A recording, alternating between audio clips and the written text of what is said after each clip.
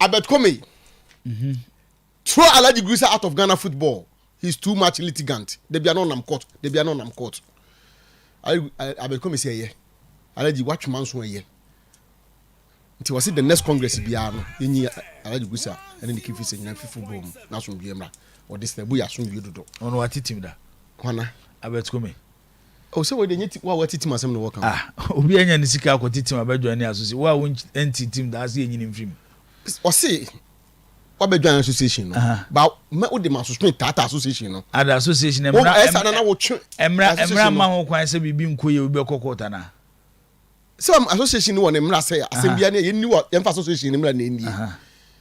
Enti we say football mu no kokota no ma yiwa fim ti na o ma ko suspend as good no. Tefu football mra ne nso nchen Ghana mra. But any kind of football mra no nya adwuma. Enti ofu se pepepe ye nkoso football ma. Ekwan da wo so kokota. But o say Alaji de na doso. Alaji menene nya adwene mo bato de kan wasem. O say Alaji de na doso. De bia Alaji Grisa de Ghana football court. O twen ye san ye chi. O ma football no nko nanim. Na sisi no. O mo ho sisi no de o mo ye no. Ko mo hihye no ma be ma football no. Agina yie. On kan hu bi say your administration on kan administration no. To aso. Ti question obisa me ya. No no comment no be pam cruise every Ghana bom. Yati. E di see dey am say e jama afiase. Dey to aso. So gu afense Alaji Grisa so a. Ti so hwe na so obeyi hu anu. So be den yon. Enti ene no. Nations FC once Kotoko. You will return empty-handed.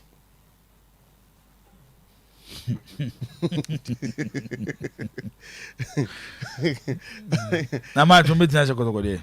Oh, I say between 2 goal difference. 2 goal difference. It does say be 2 goal difference in the say 2-0 and 2-1. Send the 2-0, 3-1. 4 to say. Eh then ya on be check 2 there so 2 in there.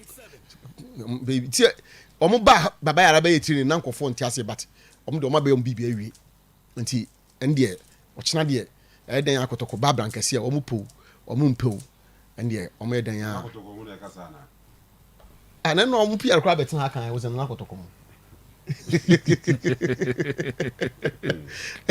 tama jibo be fan sa I'm for say accountability is important. The FA must tell Ghanaians how much we made out of the 2 friendlies in USA. Na send the head of Moko Sports Ministry. Minister Betty. Minister Ben. Yes, Sports Minister. So what you Ghana for ntie?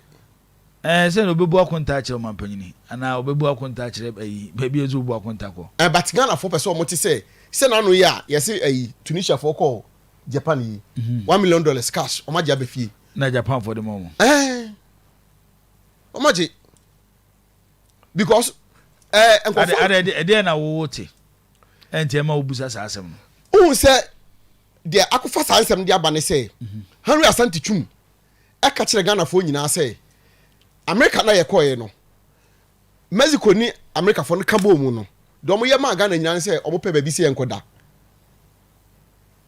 enti ye nya hwe free ball na ye ko boy ni de omo fa ya na accommodation or say accommodation and other things no one specify even one can TNT kra on say ke bia because they took accommodation and TNT and other things but I say accommodation and other things enti other things no one specify say e bia ye fa say dey fa TNT kra anka ho a ye fa say FA no two in fire but who even paid what 2 countries who pay what say Mexico Ghana saying Mexico the fire air no and America fire a hotel no and America fire hotel no and Mexico fire air no at least these things Ghanaians ought to know.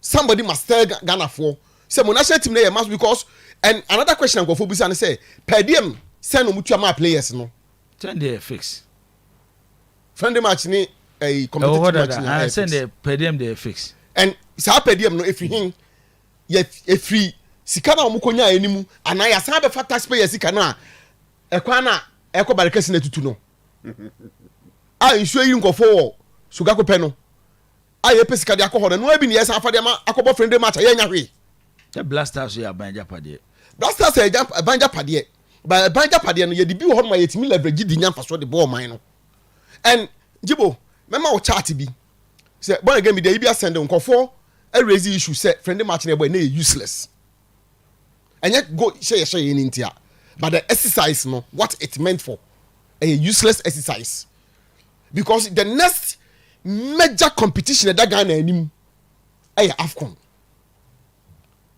say we can qualify so and also so African teams are na no bebo AFCON also African teams are na no bebo and say oh prepare with team no you test your strength against the immediate opponent I mean likely immediate opponent anya obi a ono no nam ne ba bi a woni ni twaka bia and o mama examples say for instance born say ka betimi de adena to so mama me a I don't know if I say the twam na say e ba na nkofo bu afu international break no African team countries ni nyina o ma qualify for AFCON wo Cote d'Ivoire no o mu nyina apart from Tunisia ono okobo Japan obi obo 2 matches bia no either say about one European team about one African team and also about 2 African teams ebia ye honso ye ni scale betu en safro bi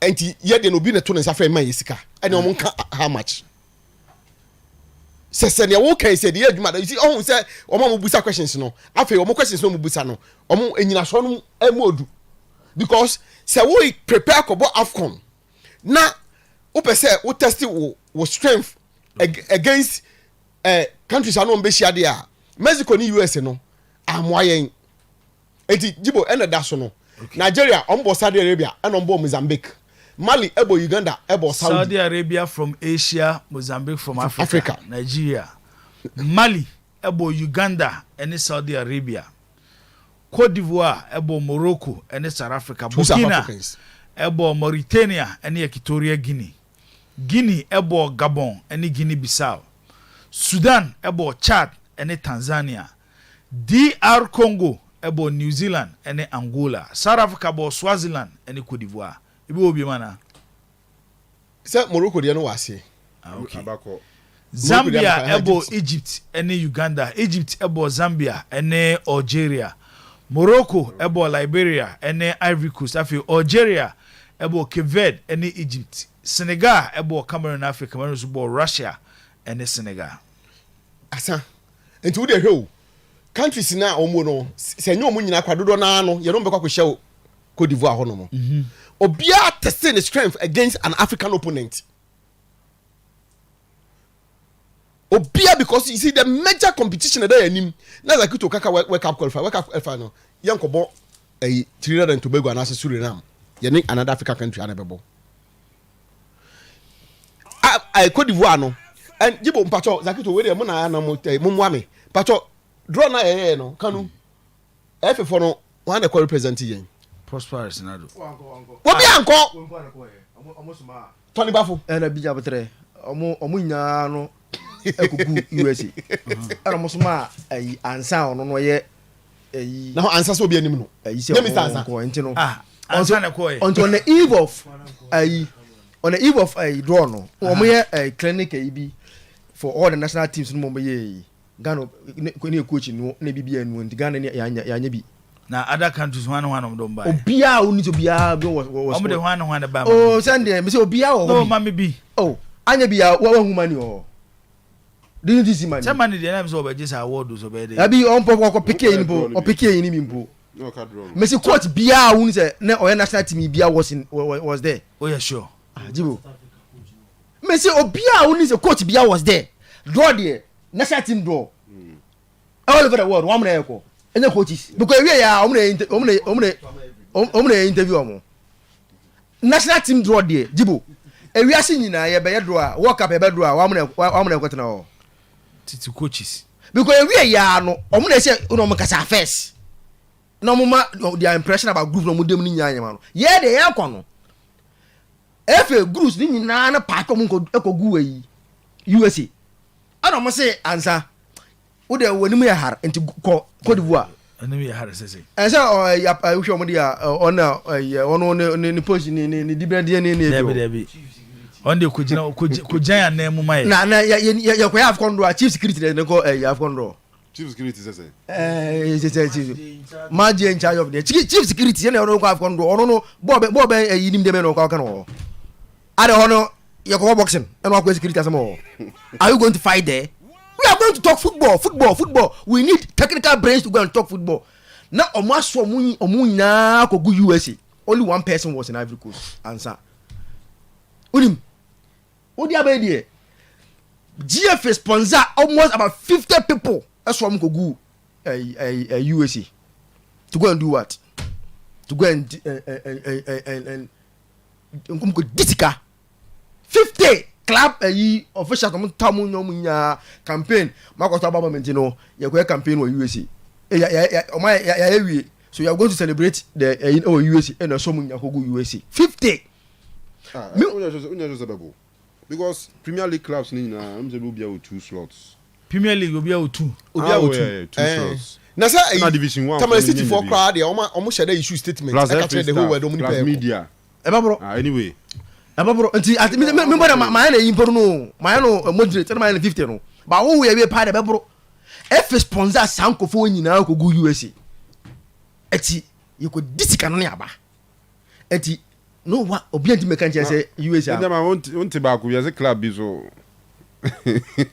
ka say oh ai ene obi na obo ameboa na so o ke wusu we dwane kan okay we dey kan say ati e be hu yan ti so e be kwa ko wura mu obo ameboa yes e dwana stars for most slot ba ko say because nipa na no yeah you know wadi kan ko US embassy am yan bounce and was and we na ko within 3 months into on be refuse on your ban cry on be refuse some slot back on your sigwi on be refuse what for 3 months do ma vone japa what say how much chance ni pa no boa me boa but some dia na ba ko na mu ye entibe dia na hwana koy Elvis nkwana me hu so we enti me hu ni ade Eugene official bi apart from Elvis intino kan wasa na be no kure ko listen no nyama se mu bi na ka che asabra ya kachire kanu no asabra ya kachire kanu no e be no kure because about listen na clubs Eugene only one person who know USA that is Elvis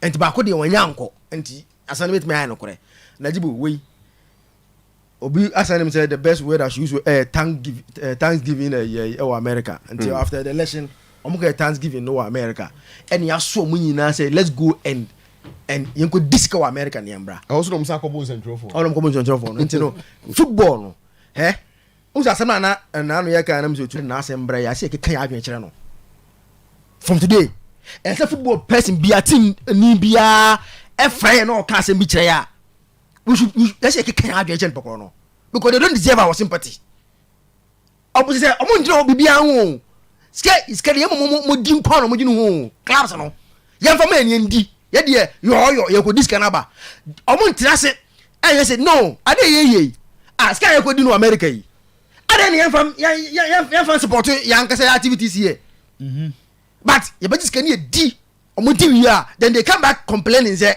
they are suffering na ye sabetra say ne ye ka o ma asemo no sa de ne nyane bi o mo kroma say you know ba match you be come for boot so ba go this can you mo ba you know better kroma say say the kind of a year it kroma say you have control I don't have for GF for no top official of GF in the call here and that's my answer say you go to go there call and you saw that can America yeah na yenra leagues nim kakra let's have a finish ba ana wa we me enti no me no nyina yenu ya downfall Mr. Siedu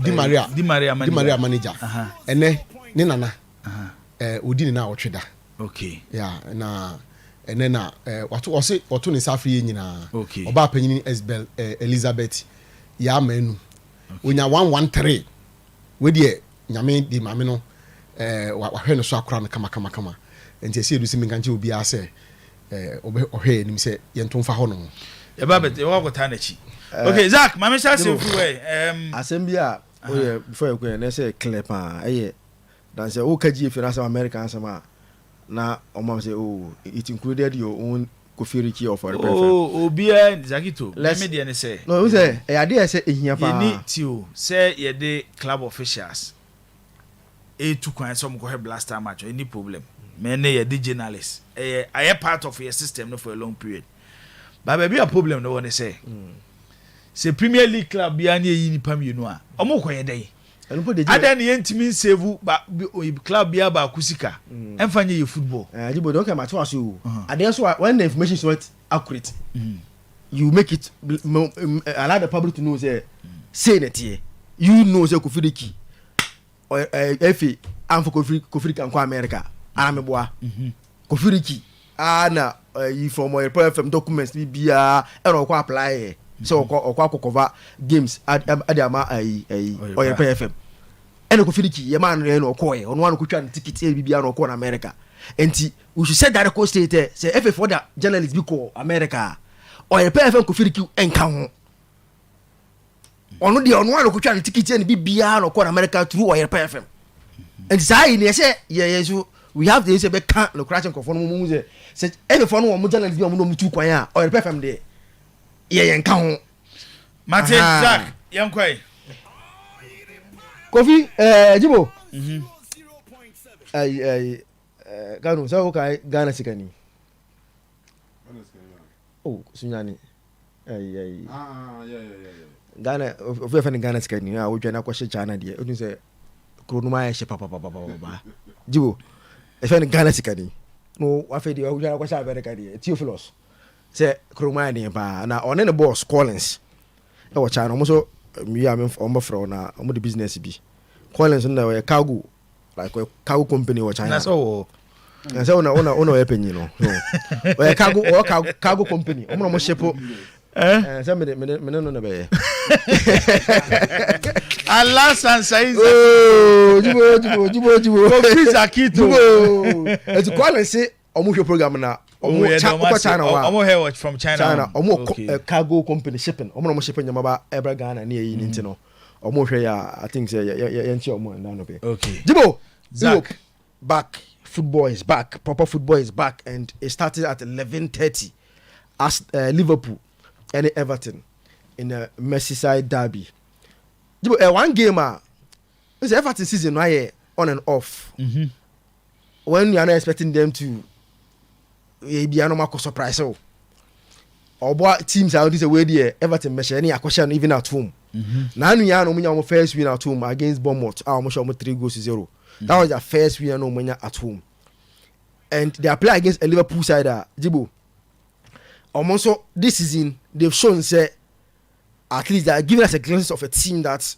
will challenge for the Premier League or Ayabiano a top 4 slot based on how almost season as started Eddie Amomo but for now no Tottenham issues about match goal clean goal yanje Nwula Balua no mun lose game yet in the Premier League until says incident no kwesi omo ewo Tottenham no esi no eti they are very side that able to their best that year nim once again under Eugene club now Jibo the only concern for Liverpool and they say in their last 10 Premier League games Omo keep just one clean sheet in their last 10 Premier League games only one clean sheet Liverpool okay and that was almost Aston Villa 3-0 no and on their only clean sheet in their last 10 Premier League games and they worry for Liverpool say even though they are winning but they are conceding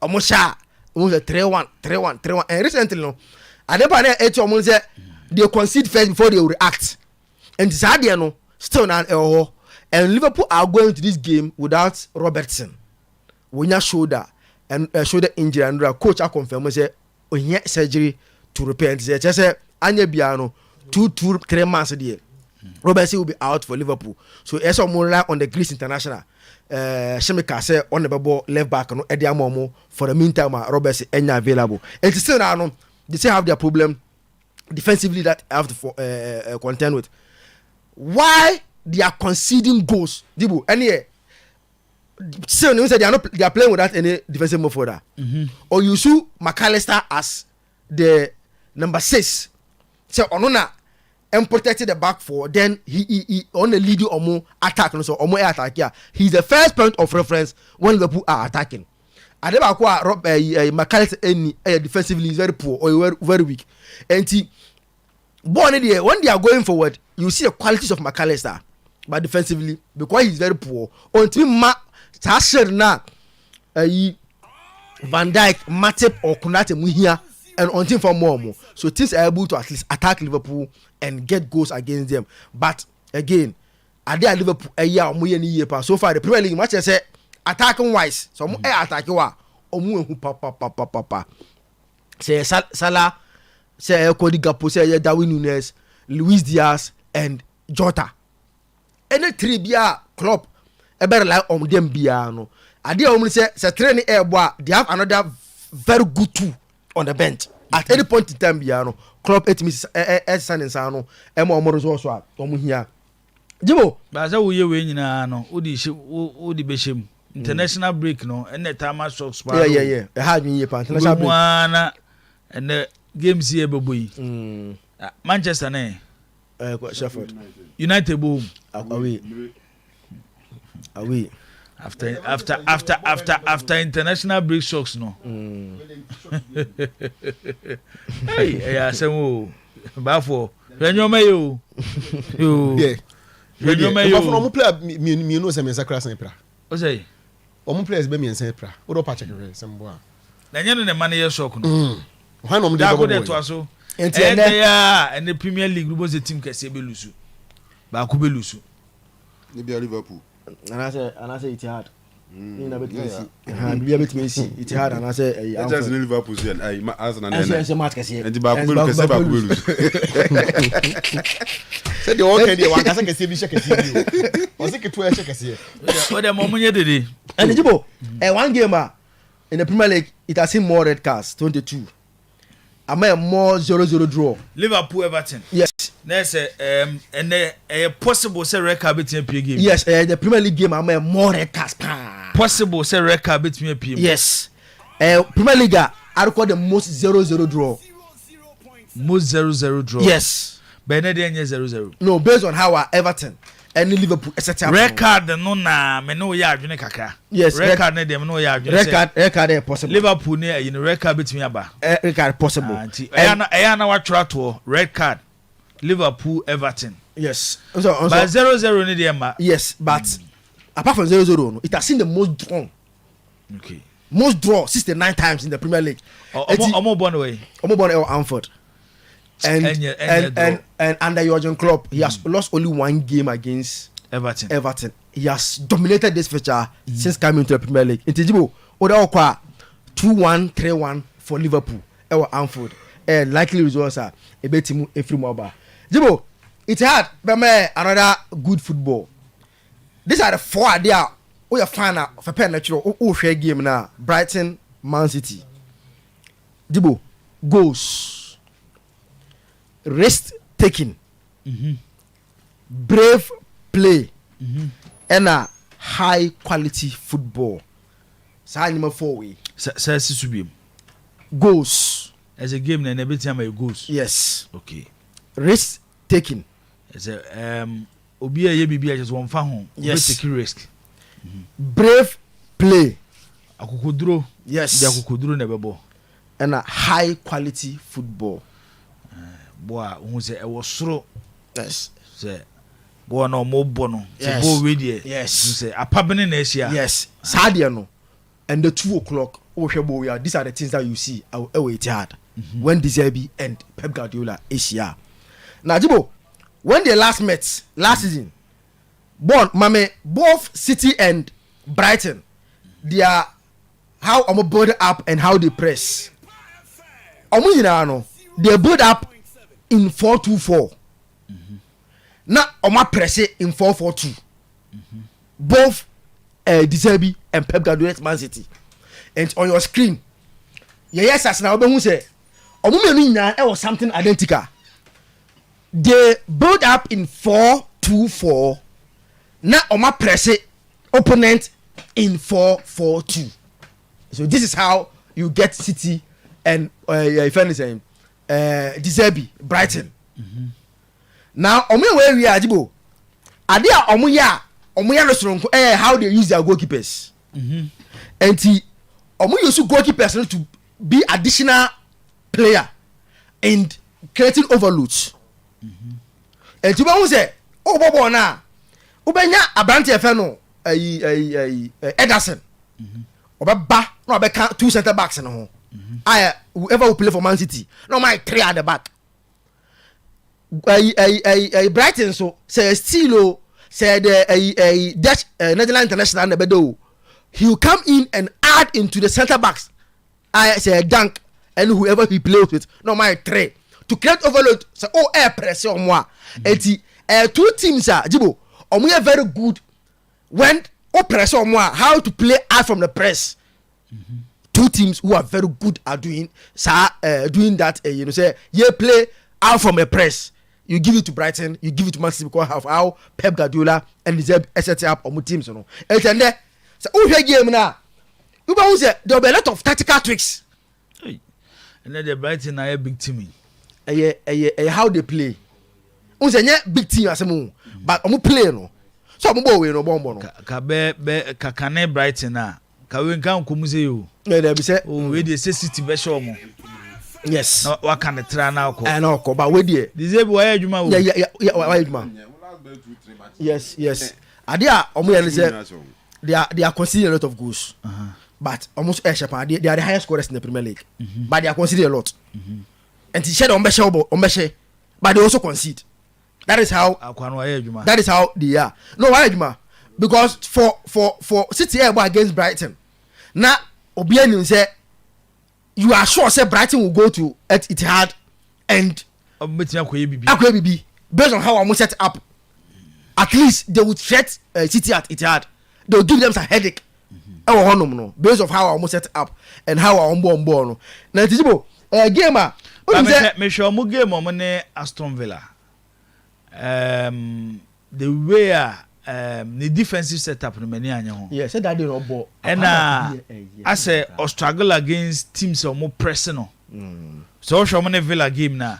Villa started pressing from their own half. And I will press more defense they committed a lot of mistakes. Until Odo Villa game no. O show more Europa Cup game against Marseille. The moment Abe decided say we press no. Omo mistakes. Omo Liverpool cry in the league. Game omo Liverpool. That was their last game at the international break. The same thing. Liverpool started so more press oma. And the kofa Pascal Gross mistake now by a penalty. So both like penalty the Bayern. One side also you good at pressing the City. Yes. Omo ye masters of pressing. But who say Adeba kwa Brighton for no and there but who say tweet is now no very careful when they are pressing. Because they know say if you allow them to so much me like you move press in media you are in trouble. O press no muti you move press in media you are in trouble. And to say there you City say all press on gidi sa o be careful. And then who Brighton say all press on gidi sa they will be very careful. Because when him say so o press on na o muti you move press in media team you are in trouble. Mitoma and Dingro say Solimacho say whoever no you are in trouble. It's and there Jibo a very good game. Pep Guardiola have lost his last 2 Premier League games. Say the last time only once in his career and only 3 Premier League games. Atwaso.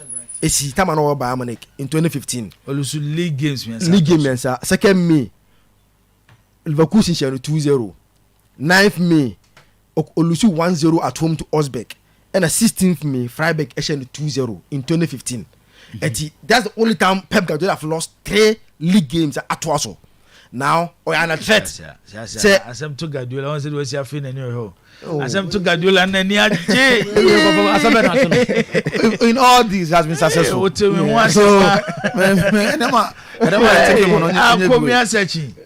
you see, me not coming here, but me Brighton and before Villa the last games of Mabuya, and I would have stood firm for the Zerbi so with my baby. But then in this particular game, I think unless something changes in the defensive setup, that we can want because if Aston Villa beat Marshall 6, now we committed such errors. Pep Guardiola, it's like boxing. You know, be baby. I won't say, how player will leak. You want to punch there more. Say the player will be weak in a man to maybe. And Pep Guardiola is not somebody who want to sit deep or sit down for Brighton to come on him. He would rather go on Brighton to make sure say that mistakes no they will commit, and especially about it he had. So I want to believe that unless something happens, the last few games no, especially against Aston Villa no, and also against City, who are the masters in that aspect of the game. Game, I think by Brighton, at least in their 99 years existence in the English football, say a Beth Premier League, the old Fair Division. No, I've never won a game away against City. Be that, and you know we see a 1 key area, but at least 2 drawing games away to City, and the Reserve, and then we will see goals in the game. And any more say be 2-1 or 2-2 in one game. 2-1 for City or 2-2. Likely it was a draw dear. A bedding. Draw bedding. Me ubusa me pa from the Mahon recently no. Possible say City be winning both halves. Be winning first half, be winning second half. Nti ekoba saade na ye keka ko 3-1 and even 3-0. Okay. Oh game no. Okay. Possible. Brighton chance of scoring so also. No. They are the best in scoring side. But open so yeah ipa dia. City winner of both halves. Na edem. Okay. We can take notes. Eddie, Chelsea about against Arsenal. Yeah. Now, one game recently, Arsenal have dominated the London derbies. So they are unbeaten in their last 15 London derbies. Against London derbies, London clubs. All teams from all London. Okay. West Ham, Tottenham, Fulham, Chelsea, Brentford. Yes. Okay. And all those in their last 15. Omundi Nkugu. In the how in their last year, they are very good the London derby. Now, offer from 2005 till 2020. Now Arsenal only just 1 away game at Stamford Bridge. Okay, it's 5-3, you know. Yeah. Van Persie hat trick, you know. From 2005 to 2020. Now Arsenal only just 1 league game away to Chelsea at Stamford Bridge. But Arsenal have won their last 3 away games at the Stamford Bridge. And see how the HNG. Now it's changing from a team that was struggling at Stamford Bridge. A team as Arsenal across Stamford Bridge, you'll be able to say, oh, where the Kugu. To now a team that have won their last 3. And Tubakaya. Arsenal last. Their last 3 Premier League games against London size no. What's what last say? 15. Yes. And then Arsenal last 2 seasons Tottenham share 3 Antonio Conte. Oh. No more pray for a Champions League slot no. No, Antonio Conte last 2 seasons as well. Last season. I make last 2 seasons. And you say when the last 15 games. 15. And all competitions and as a Premier League. Yes. London rivals. And I'm going to say all competitions and as a Premier League games. Because 2 seasons ago, see a 3 young teams no more London. That young 5 or 10 games and I'm 5. 5 and 10 games, I'm 5. And 15 there, Fulham, Tottenham, Chelsea, and I be West Ham. Yes, 5. Until last season, I'm about 10 games. Last season, 10. Last 2 seasons. Independent time because time I'm Arsenal Tottenham boy no. Near Baby season, the last header now, and I'm at Tottenham advantage to be near 4th position. No, Zambakaya. I'm going to check in the 15. No, and the 15 half a Saturday. Okay. And Osha, if you go back, there is also Crystal Palace and so. So until the end of 15 years, their last 15, their last defeat in first Tottenham now work on. After that Tottenham and Antonio Conte win no. Omun lose London derby. Okay. Last 15 na twaso. And Zibo, and Arsenal, their last 3 at Stamford Bridge match ni na. And ni ya na Mikel Arteta. Could be no bomb no. Meanwhile, near a team that next struggle was Stamford Bridge. But all of a sudden, it has changed. Now, Chelsea last 2 games, I say, Omania wins be a boost to morale. Osha, such as a build up. But again, give us how Moshe Pochettino on the build up on that year. They build up in 4-2-4. They build up in 4-2-4 with 2 pivots in Enzo Fernandez and Abrantia Inferno. Moses Caicedo. Sarah Omo build up. And to be say 4-2-4. No more that build up. But yeah, Pochettino aye recently change the year of Chelsea here tactical variations. One game ni koso no, but one no sa nyama bi no sisa and Chelsea to me use about 4 different formation in just one game. Based on how our game the echo. And to be who omo to me born based on opponent no, if they are in total control. 3-1-6. Say a team as a omo dominate here. Almost to score 3-1-6 to have more men forward. Based on almost a team no, a more defensive. So I saw attacking more, not the more men equaling him and to your screen. But 3-1-6, no more men equaling him. So game no, no matter 4-1-5, just to have stability both in midfield and attack, to have a balance from defense and attack. 4-1-5. They are able to switch 2-3-5. So 2-3-5 based on how our game echo. Pochettino is trying to get something, the best out of the boys, based on opponents and how team know at a point in time born a ball. Now I tell you so yeah, Jibo teams now build up in 4-2-4 no. Adia now I tell you say he pressed them man to man, and to share against Man City. Time na Arsenal eba mu na omu ba game ni yepa no time na Ateta man to man marking eti obi anfa the marker, don't allow them to pass from the back. They press on man to man memo mo sa chance no, until you press them o win ball na not take advantage of that area, no they punish them. Na Jibo ade ehun yepa here Chelsea for no believing in so mo yankwala pa. They have the say youngest average age in the Premier League. Pa young pa squad Chelsea team no anymore. So they believe in their athleticism. And omo attack power in numbers.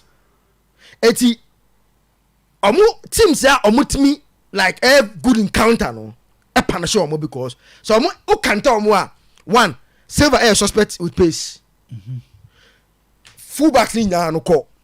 And say 2v2 or say 3v3 no be against Chelsea biana who advantage because Silva cannot run like him how in the age in the no on the experience no e make space etijibo and there who play game na what that we see a teams that will run because Arsenal so team no young very young squad they will run very well but how I think I should say David Raya in board up very key you who last game or struggle keepers now on pass na there adia we team na o keeper pass ya so you ready for that ko ba ko do be che enti onana ya je de o meche on be sisi ya Allison o ende bia Ederson o de che de bia Manuel Nua o de be che and o mo de ball na cha be o mo de che no o ju no on cha se because he is trying to force a pass not the one opponent ni a show enti say we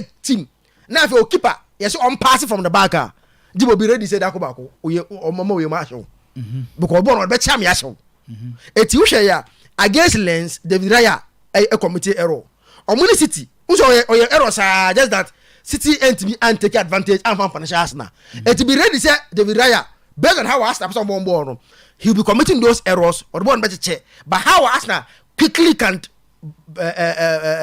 have numbers and defend no very key in this game.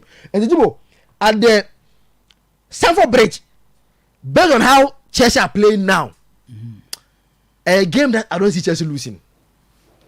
Chelsea will not lose. Yes, a game that I don't see them losing. And so Chelsea are creating a lot of chances too. Let's not forget. Games even though no winning, but problem was Nicolas Jackson was not scoring, but not just because they are not creating against Liverpool in their first game. Let's come to Liverpool based on the chances that they had. Previous games, a lot of chances they are not scoring. It's a team that is creating chances.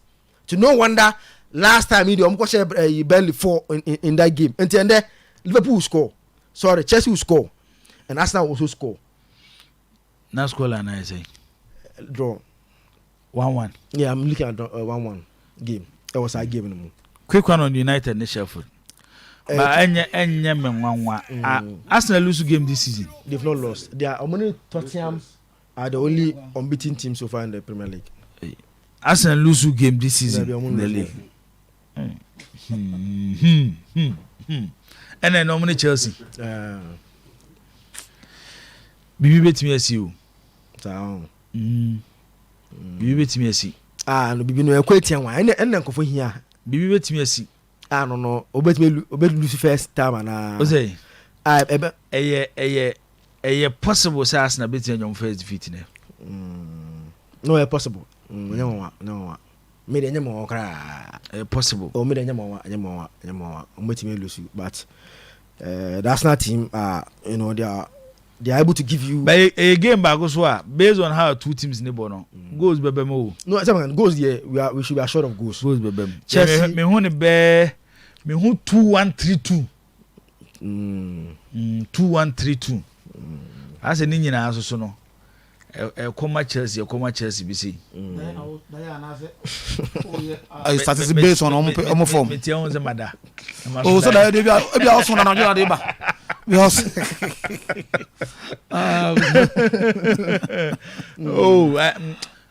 I said Bibi Kajem said Chelsea will win the game.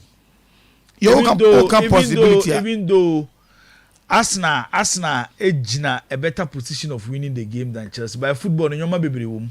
So if you are talking about possibility, yes. Oh yes, Osho Mumienu form this season. Extremely difficult. Arsenal the better side. Yeah. Nti Arsenal the better side. That means Arsenal in a better position of winning the game and yeah. But football no nyoma bebre no wom. So tell me of course. No na mama hu say possible Arsenal be nyom first defeat in against Chelsea. Say start is 4:30. But 4:30. 4:30. Okay. I see Chelsea the best they can do a draw. I see that. No, I see game the best. Don't game for me. That get to yan share you na quick na kanum na na fi Sheffield, a tricky game. You see, I'm one of those who believe say since Ferguson left, we are properly coached under Ten Hag than all the previous managers. But in a setback because of inconsistency in terms of players now or in terms of player from the back. Player or my comfort playing from the back. Lisandro Martinez. Say young Bobo from the back there. Aquano nimbo pa. And he's able to attract like obechwaba on panic obechwon pass obebia. So without him playing from the back no become suspect because the Akano Varane Onyade playing from the back. Lindelof enya too comfortable sir. Magua enya too comfortable sir. And say limitless any who say Kim. Say una no call long. And now most uncofasha say and now oba and say call long because only Martinez who already be boss up from the back no. Na say Magua onya too comfortable. Ayi da be na England Italy boy. Yeah, Tuesday was that pick for Nyabo no de mama gwa. Na Italy empress omo until on space no. Otimi nya be 1 acre. Na de nim. Na pass. 1 acre la no pass. But we be omo nja o. Omo press on asem ba no. Eti say una no call long because only Lisandro Martinez. Understandable. Sheffield at the 20th position. Yeah, on the last. Omona Itrato. Just 1 point. 8 games, 1 point. 1 point on more. Shocking results after international break. Waiting the United ne Sheffield akanwana. Because ya DC. Oh, it's but any sa game we. Yeah, any sa game we. Now, who say na kanu ka about Casemiro absence and whether people tease a blessing these guys. This is in Adia Casemiro. Aya Mwa.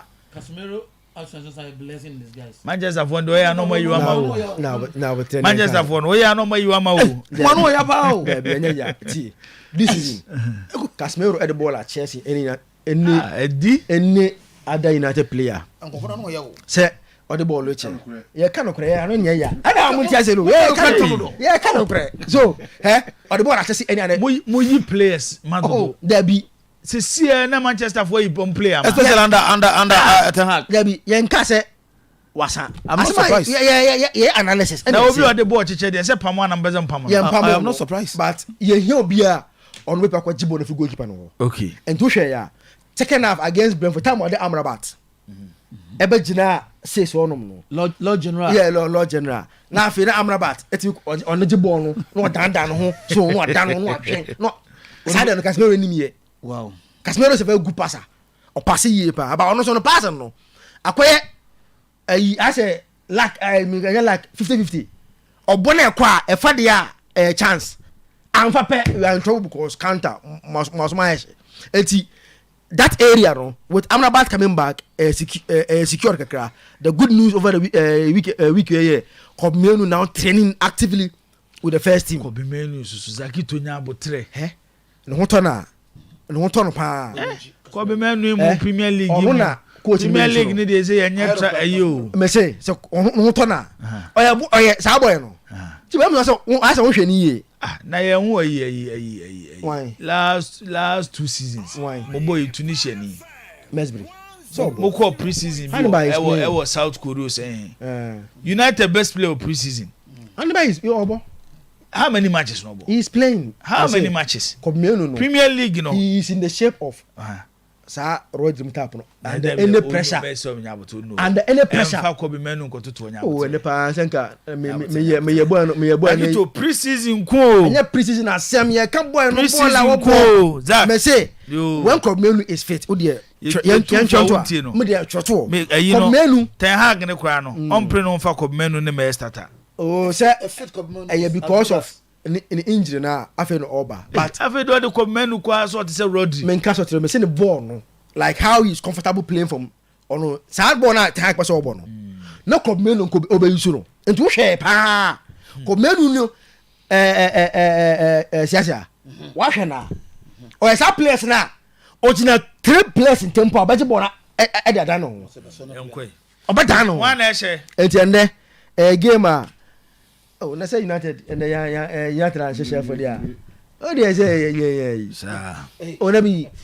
Go to me. Yeah, transition for there.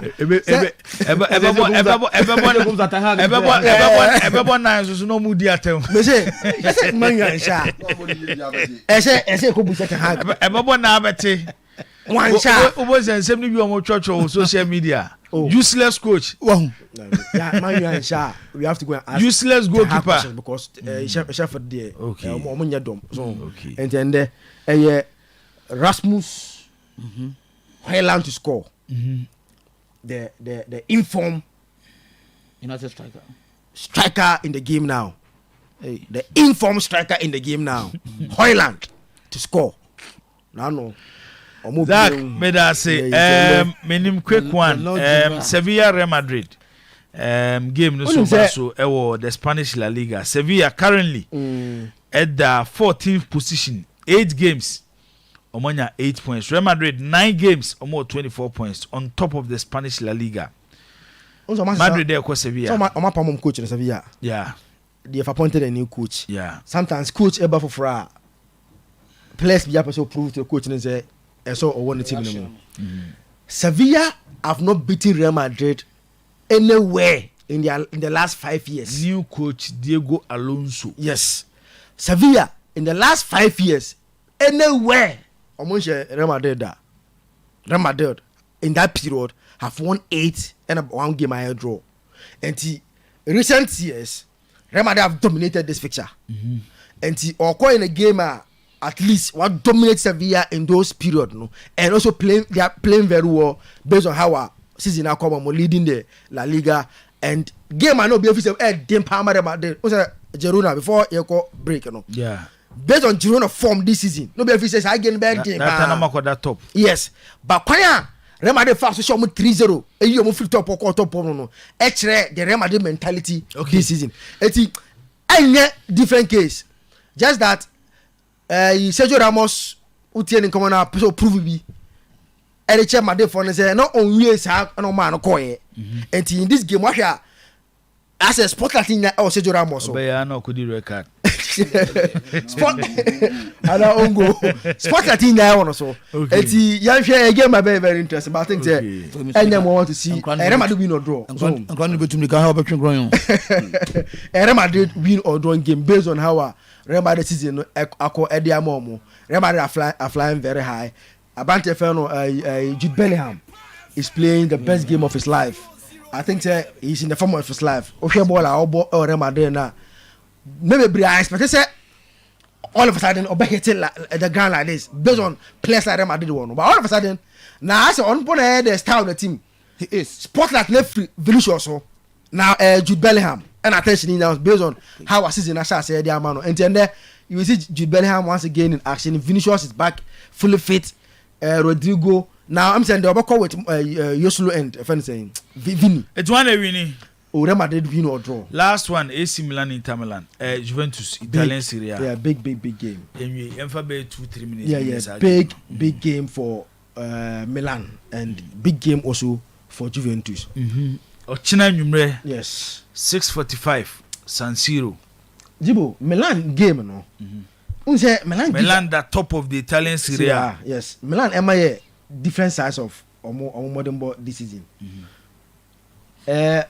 Milan now coach na say you Pulisic and Chukwueze very well. Chukwueze pro. Okopra. Oko 1 month. Okay, and they're out of the game. Out of the game. Okay, and he just say ada Pulisic na na and he say na and Romero Argentina ni akora no. The wonder kid. On share am be hwe so nti nya botre. Menu do IBB. We dey to aso. And Jibo, Milan up actually say this season. A league in there. They are contenders. Based on how or match of season as no. Now I like the way Tijani Rendes Bakura no offense me for the Bakui. This is a crucial news in Krunic. So Krunic o prayer afi no aba. He's back. And he may not risk him and I will show him he play. Possible say purely beko with Yashin Adli. Rendes and Yunus Musa. Yeah, because in the absence, Adli have shown say they be now Adli Nasem. Coach the man round of games, boy now to prove say at least he deserves to be playing in the AC Milan team. Very good move for that. Now ability to spot spaces and pass. And how at me free pressure. I'm turning be into I think say Adli have proven say Sab they be asking our about coach no wasam no. Sab also Bobo ni be Yunus. A very good move for that. And the boss are 3 way ade a unya like defensively they gives you shield. And omo attacker Adli and Abante Feno Randes and more that attacking option when they are attacking. For Juventus, omo season no and so and shedanye but they are granting the results. Me sure last game against Torino how a far so a winning game no.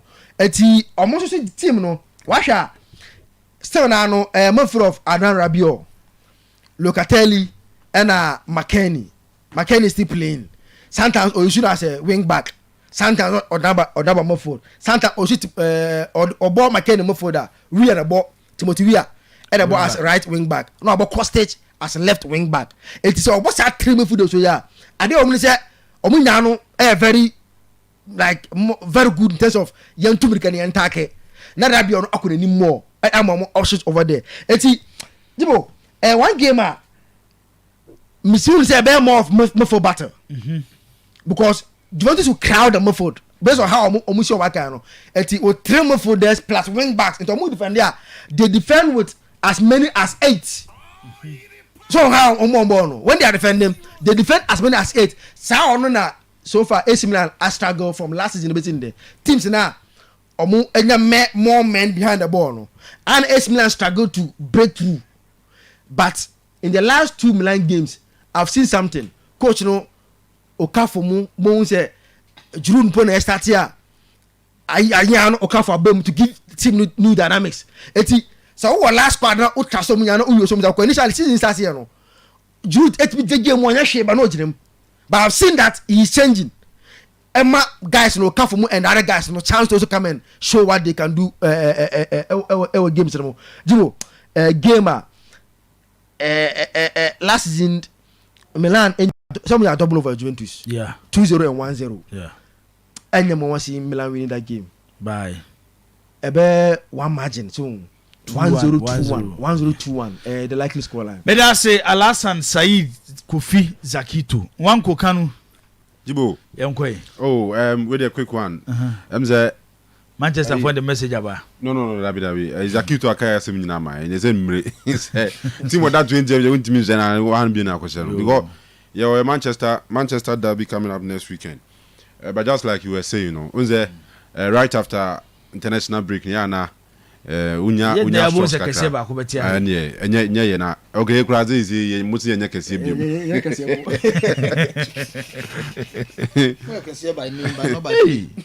international break in December December because ocean next weekend krana games about next weekend I will a lot of influence and a Champions League wo yeah omo players na two can be bring better some rest omo for this weekend no mabo Champions League no a lot of them be starting from bench near there especially when we go international break kwan wa anyone we stress no and the no bit ma affect results no be brave e be so the injuries near there be braba they say United we need that to say Casemiro be bo abeba na Maguire mo na ginem say there ba ko a ye ko international break ba onim say ye dey ye be since team ba kese ba ko be lose any wo ho na as a man for this spotlight na to Manchester and a team our form baako benya shock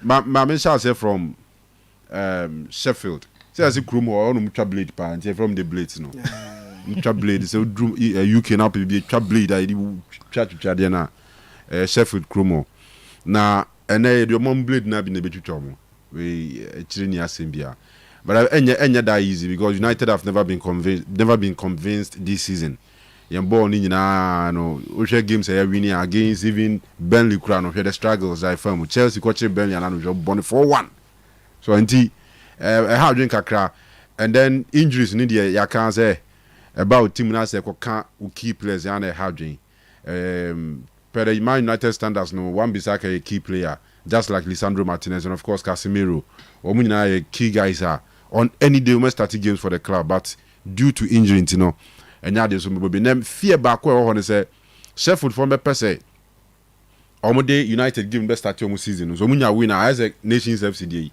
so omoni be brace on me pekoto question to begin almost season because we have one big win bia a best spell on for a club of that 20th the confidence level of our form but people say some players do send a two kwa international break a lot of them stayed and obviously Ome very active Ome in a very good shape as compared to United or with injuries and likely they have Maguire crab started judging from the fact say on your starter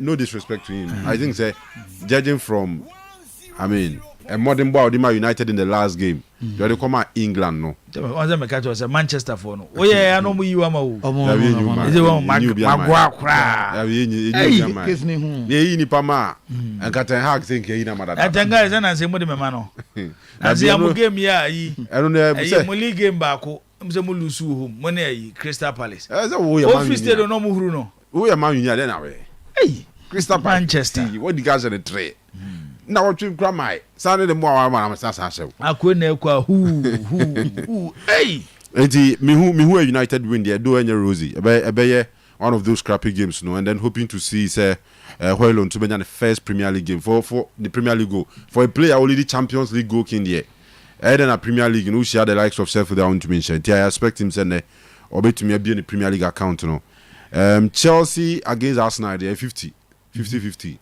I don't know bet for the kind of 12 no obi at me share I mean I won't say Chelsea I mean mo be am fan say wins no munya in the last 3 games before they break near fluke win against ma Brighton team no good Brighton team no Chelsea no good Chelsea no Chelsea Brighton this season league or match Chelsea Premier League. That almost yeah. Omo and Chelsea. No, almost share Chelsea League and Chelsea show cup game. Oh, okay. But me come from the Carabao Cup no. Chelsea winning against Brighton. The next game no lose one of them key players in Estupinian to after the Aston Villa game. We pray. And what our last game and embarrassing. And almost back against City BM. Tell them say City. There's no way City best struggle to win this game. But trust me, Chelsea before the break, no more boss some entertaining football. No more creating a lot of chances. Chelsea dominating games and winning comfortably. The make answers enti ama Chelsea modern bono I am consistent and I don't want to believe say a fluke say atum kekebi na mo no mo she. They've worked for it. Was that one thing ya me pay about some coaches ne say. So yeah there na mfa crowd you could see say oh ye bibi na fa na nyam fa e. Ebi na Arteta na wo ye no. Be 3-4 seasons ago Arteta Arsenal you could see say omo try so maybe but with time no ebefa. Enti I'm happy say Arsenal for nya Abutrema Arteta say omo repeat enema wo ye no. Ebi na Chelsea then enti say who is Chelsea but omo create a lot of chances but problem here say why na finish chances na mo. And say coach now the likes of Sterling more Cole start see she goals and then Broja do a prayer no more be there omunya asha say she goals omunya goals from midfield there and I think say a proper Chelsea team betumi face any club in the Premier League at this stage. Arsenal of course the last 3 games omo winning Stamford Bridge there but I see Arsenal obi oya Arsenal fan there will tell you say Arsenal level no more no omunu level be Arsenal fans na expect say umedru. They are winning games all right here. But omunya any team be tactically honestly up there obetuma punish omo. Forget about the fact so much City, Omashe United near there. A very good Arsenal side, but I do make a cry omu team no ho. So man show ya Chelsea bit my explain. Do me who say Arsenal. Chelsea ne moy. Omo ne Brighton. Omo ne Brighton, omo about Carabao Cup. Chelsea about league games, omo Premier League games. Omo first league game here against Liverpool.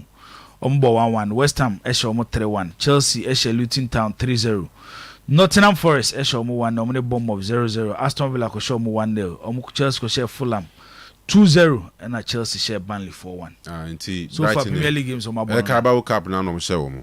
And like him say Arsenal maybe to me omo the favorites for this game. But the potential of Chelsea beating them no so ho. Mo be na me Chelsea win so anya de be nwanwa, but I feel for Arsenal Chelsea winning by virtue of the fact say omo last 3 games ninya no you a whole new Chelsea defensively, offensively, even goalkeeping. You Robert Sanchez or make saver JJ save of the week like Bibia shall say kuye the momo. Fortunately they have James back back from injury likely say no bit my Bobby. And I mean, omo a very solid side. Don't mo be another no Chelsea ball omo bono. Eje by Flugenzo mu ni yaka nyema kakra bi aka somebody come game no say Enzo be assist goals. No abesan shebi. Na fi the likes of Sterling so chances ne ba. The rate at which omo converting enkosro one say because Sterling onya chances be 3 and 4 be boni nyina to agu no ahye ba akopɛ. Anaze bi okro bit ma boni nyina to agu. But ade a Chelsea yan sisi an say the chances no eba na 2 na 3 crowds so munya goals efrim and they create a lot and I mean who say Arsenal is mistake at Chelsea bit my punish more but seriously Arsenal are my hot favorites for the 3 points and City there omone Brighton there straight win mean still Brighton yeah convincing cry last 3 games omunya convincing cry and City be person react last 2 matches ball but their last game Liverpool both 2-2 Brighton yeah before the break. Yeah, but seriously, no, omunya convincing. That Liverpool game, Krano, I think a game and also come share because also omunya some good chances being there. But I mean, omu own issues with injuries because I'm told say me too my crown here no more. And then Estupiñán out for long term. And I mean, I also rely on the likes of Adingra only at the Adingra games no I mean, yeah, mature is kakra. A bit me at to one day, but against City, you don't expect a player to say Adingra could dominate the game. And yeah, the anti straight win for City. The last one with England, Liverpool, Everton. So Merseyside derby. Yeah, Merseyside derby. And say they Daniel called the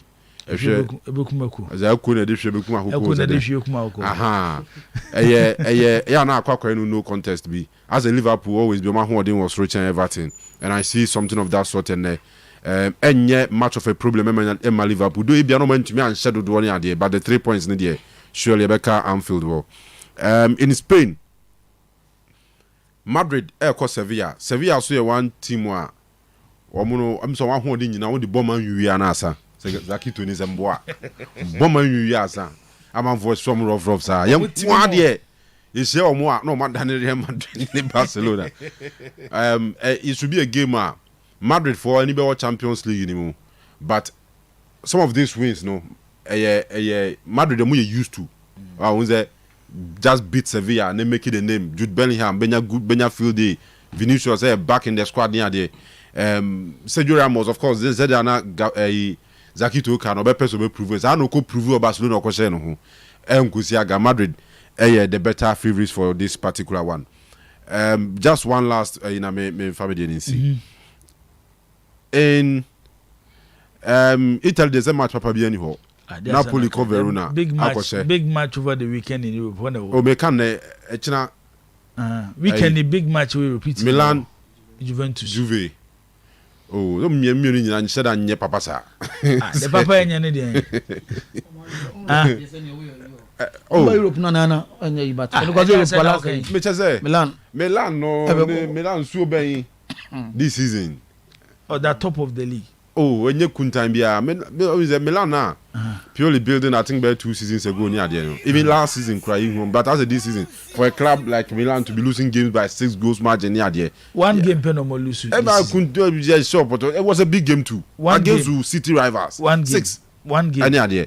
But still on the top of the league. And you couldn't just a new times. That was top here. With the mom say shaky. I say idea be bofudi. Mutop ye.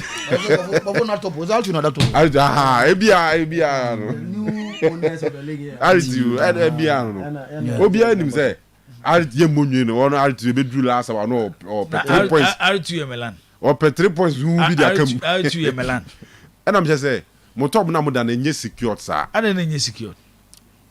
And they catch you say you 2 teams on way to the league now. Until Milan film. Because of history. Any the Milan performance, but me who say no who's that made the team compare the Milan team of I think 2 seasons ago the G League you know the last 2 seasons more yeah we are Milan I mean you follow the club a lot only by your say munisa level no level as in the level I'm born last 2 seasons now the G League you know and then Milan or come be another rough if you away was says so almost chefi baby almost oh na my back we are Giroud kodem we win papa ben the boy have to play at them pressure them so sa but we win kwana enya convincing to say na mo on Pamela na just me me oko Spain mo on Pamela na Madrid o ba Italy me Milan Germany na me ni team bia o on Pamela na sem Germany dem pe team bia o ba me so too much team go quite so bia oh Milan the team am pepa o me Milan pa oh Milan 2004 yeah ba na mo you cover say the make say Juventus be Milan oh David Juve na mu Juventus papa ben they draw Juventus mu zenye wonu so be se ba ko be bresa mu nya hwe o ya hwe mu nyina mu team din mu bia team ahoden di mu kama yu na because they into me send ni id eni mo bia de enya papa obi do da sama as one o tuma obepe ho to kwa on say dey make one afeni obi na say some obi aka da won fo kaka na wa to na wa bure no obepe Liverpool mu nyina ye twa so me sia kese ba ko ni aka de because Brighton mu nyina from struggle am for the sense ho ba ye twa say be blow it looks more like a draw. Okay. The best scoring draw be, and I say one of them beat me. And you say 12 sir, will be to me say. So no just we cut 12 on my draw. Will be to me say 12. You want me? Okay, can we say Captain? Obe Raman na kakra na emre. No, maybe fee. Okay, all right. I'm say do my na no makwa amayade. Omayade. I'm 1 or 2 but yentie Robert come ye be fie. Ne nsɛm a waka ɛde afa Alhaji Karim Gruza ɛho ɔse ankabeya ka Gruza kura ne nyini fi Ghana bom na ɔpɛ court nsɛm dodo bibia nwe na Alhaji gina court nti Robert come say alaji nkebeya Ghana ball kra no yenyini film na se be no foforo no bepe na akobobo ho a na akobobo ho ehon sem wo hede ebetudwa Ibrahim Tanko head coach de ma Accra Lions enra R2 ekwohye mo eka miensa emomo timu baako ono so akasa yeni kantie Albert Kome ensema waka de afa Alhaj Karim Gruza Guza, the issue, no sound. I am a matter of ignorance. To on to call because say what the point what the man want. Yes, there was a mistake. And the mistake was committed by another club before he transferred the player genuinely to Tamale City. Why you blame Tamale City? When a coach narrated this story to me, I said there's no way they will win. And they lost. Walker cast, there's no way they will. Until a cast no ocean 1 man grant to win a man. Until the sound of it looks as if people are going to talk about those. Alhaji Guza for years, count it. He has sent FA to court. And I think personally, they have been lenient to him. They have to sack him from the club. They have to sack his club from the because when I was with the Vienna, somebody just went to tell him that he took the case to court. When they put his CEO on the dock, extra makes to also to Papa around. Then they find a way to put him there, and they will continue doing it. And I think, let me tell you that this issue of concern here, this because not the caucus. What will he come there to do? Football, because to be honest with you, though, I think it's one person. Check it. For over 20 years, he has been taking the association to court. Alhaji has been tolerated for far too long. They have to make sure that more of them not already do. Association doesn't want court issues. They have to tell him. And I think that if we don't see him at the Congress now. Because I think that I don't know what more if him and then they move on.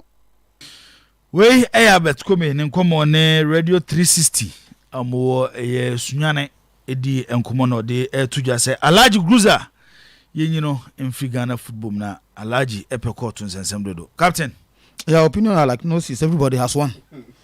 I will not begrudge him or count what he thinks not you know. And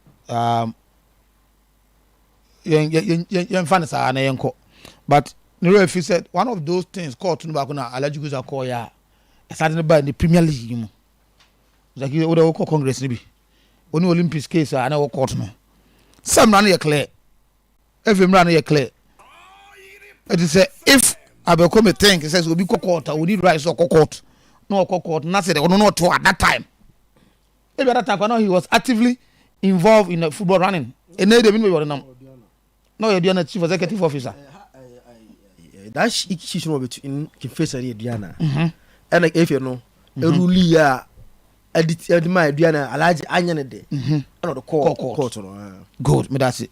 I don't know. At that time, not all, and I make I know actively in the football running, but I'm called Congress. I just to take face and from another case or court. So it tells him say going to court no. So we have without court no. Every at na on ten year match. I become what work system long enough to know or understand all these things. Okay. What I say? Takra don Radio 360 Takra. Okay. He's been in the system for far too long to understand these things. So when it is against your right, you are talking about fundamental human right. And all those issues are Alhaji Gruza and have to do with the right of an individual. My for a champion so chiao. Oh, me so. I share champion. Many captain champion. You see, what can human rights as a mina maka? So, Mati Assembly na me my champion. What they ever so? But I'll have to tell him privately. Okay. It's young to us. And so, if you think that the whole F, you know, and the whole Congress, at that time, minimum yana Congress, I gonna walk. Or no, I become, you know, if he's or no, I gonna be a chance. I don't mark if it's a bubble premium Nubia. It's up to him. You know, sometimes a little bit yeah, now woman deserves some pass comments be. Now say who you have based on the respect to be a woman your system. But some don't go for near me based on say a crabby any benya business and man a moment about but you can't say one. Now I say as I want to say who face on that angle. No? But I'll forgive him, I won't attack him. I respect him very well. But in or outer, who say case ben can face at the court. let's use that court. Let's case where court Emma verdict oh abeko be asmo kan court Emma verdict confessor no rather no confessor call for an injunction election also let's use that assembly say from up to the bottom no and can come from bottom up say the down there no say that no and I know okọ court ehwe mo interpret if no no fama no to open chechemu just na ba no ho so no efe no say the court nyina ntansa da bo mu nyina omo egbo mo ne agu so omo akoyi omo akoto omo bayi abani ato be injunction no ehu yihia at that time but so that the court assembly kan yo charge no so no ebi na efe no e dey Asante Gold a mo dey betting abo mo fe na ko kan match fixing but when the court no let a confessor lawyer feels say no injunction na nka ye pe no abani na ko to bi do ko injunction dey if that's the case let's change the charge sheet no nienya no contempt right and I give it a change in injunction case no I no say contempt so unya to obani wie dia e no contempt na chew injunction timi chew biom because ya to obana wi e dey court process anom sesa no e dey be come if you are not aware yem court for verdict bia my muntia kivesa as far as that case no concern na say alleged cruiser yem muntia no na mo no change no mo change charge sheet no every injunction because what to no and what to ne dey then say the charge sheet ba say ma mu court no orders no e court no enfa ne mra e mu ni e dey 18th Fawaz Gruza I say good morning. Was it not this same Albert Kome who said he was sick when he made the allegation of fixed matches? Maybe he's still sick when granting this interview that Alaji should be sacked from football. Benjamin also for or say it's common sound for us to take him serious now. I was going to ask the same question. I don't know issue about betting bill. Mokai. I was going to ask that question, but I don't feel that make Kobusa because I did not him. Utu we me ko kasa se me choose na me abrante di boy what kind correct. Yes, I'm not neighbor. Sometimes anybody will say taking it serious because I be coming that I know or mouth makasa by heart sir. What was it say? Oh, so no so yare. Or ko kan be tias my kan so o yare na mo so that's yare. Me free say and hunt on ye. Because he understands the law very well. One of the best guys I those years na open the F no nsemi how I overcome somebody I become kan. So all of a sudden when he start or veer off the line now can say me say ya. You see, I say you want to come in and say one or two things. So I think that sometime uncle back no when the makakra. I believe say we allergy every football no. Salaja aye bibi na ebure football mraso a aden so onye superhuman being. But I don't think say why bibi sa to deserve na sem na all kan. Alhaj Karim Guza founder president Edemakin Pfizer. Heavy Hi baby. Alhaj Metie. Hey solo. Metie. Alhaj otianka. Metie mo. Asa ya hade entini yo. Me metie na monka. Alhaj mama mo hwe na omunye we ni na 100.7 obejina soma ma ai solo ma born again mra na omehwe ma ye why mza Alhaj line e fin pa ba ono so tie nka wa nti yenhwe de ebesi Kabi yes sir ye try say benya Alhaj yes was line e line so de na ye de Alhaj atum the ones are working on that no now yeah so I will look at the win for Altu against okay I'm happy there Toma Alhaj ye nwa kwa ba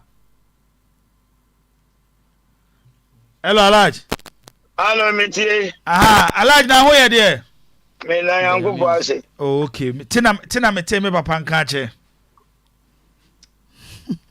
Alhaj anopɛ deɛ ye fra wanya bone menim sɛ owura Albert Kome nsɛm ode atodwa sɛ yenyi wo free Ghana football mu yenyi wo ne Kim Face anyina free Ghana football mu na opɛ court nsɛm dodo bibi ketoa bi a na wadu court bibia na wadu court na ugu Ghana football na anim ase o se 20 years ni na wayɛ saa de no da bibia na Alhaj court bibia na Alhaj court obi kura be kan asɛm kyerɛ wo unya evidence kura na wadu court so o de FA ne court nti sa nwoma we nti no yenyu emfa wo free Ghana football mu de na abeka afa nsem abet comedy atodwen ho se wo boys na metie abet come me mama ntie aha okay alaj me mama ho ene tie Gunza, the issue no sound. I am a matter of ignorance. To on to call because say what the point what the man. Yes, there was a mistake. And the mistake was committed by another club before he transferred the player generally to Tamale City. So why do you blame Tamale City? When a coach narrated this story to me, I said there's no way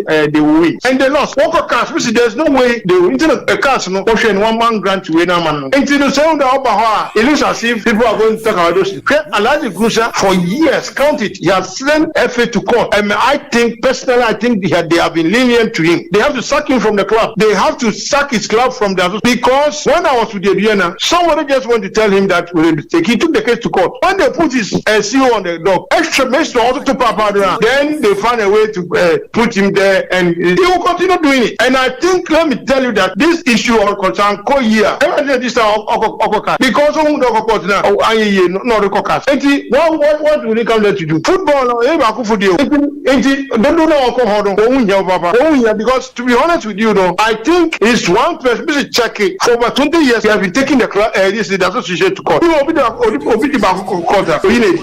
Alaji has been tolerated for far too long. They have to make sure that more them now already association doesn't want court issues. They have to tell him, and I think that if we don't see him at the Congress now, because I think that I don't know what more do if him and then they move on. Alaj, ensem ni nie. Yeah, mate. Na dey na wo kafa ho. Again, I make a fa say. I bet come me akwada.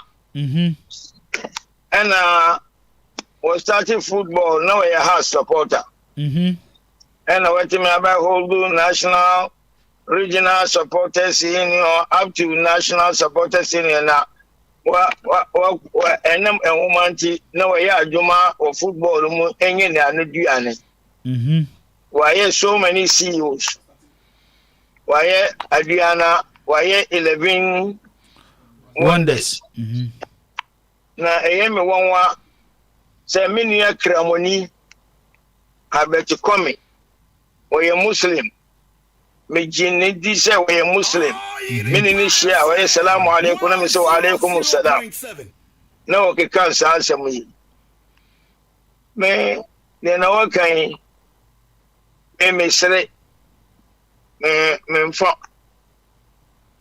me sere enye se eyemi ya ana enye me de na o kan onu aka ebo no hufo me trusted the justice of the Ghana more than the corrupted justice in Ghana football. What is the American? Alaj mi tie pa. Se Ghana football ye nyina ye association. Ena ye nyina ye ade ye ni ya adena me Alhaji Karim Guza me de be court. I bet you come when Nimwa Maye Ashanti Regional Football Association from 78 up to 20 something 203 Tamna Omuma Georgia Free Ebeye juvenile football chairman. Me regional chairman, me 31 years. Ye wo procedure. So coach, ye di asamwa.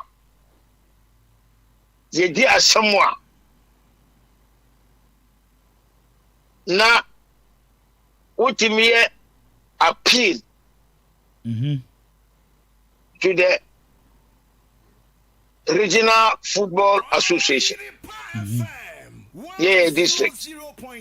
So uko wanya ultimiko a friend say Ghana Football Association. Me name say them running assistant. ɛte sɛ yɛn wokɔ discipline committee wobɛkɔ appeal na wakɔ review ɛna sɛ sɛ ɔmo asesa no ayɛ no wokɔ discipline committee na wakɔ appeal wanyɛ a wotumi kɔ cars ɛnyɛ saa me obiara na 31 years obiara na ɔna ɛde me akɔ wɔde nkunim obiara ne hɔ obiara mfa nkɔ a wɔde nkunim da when me regional football juvenile football association chairman in Kumasi Ashanti region later Abubakar late the Grabs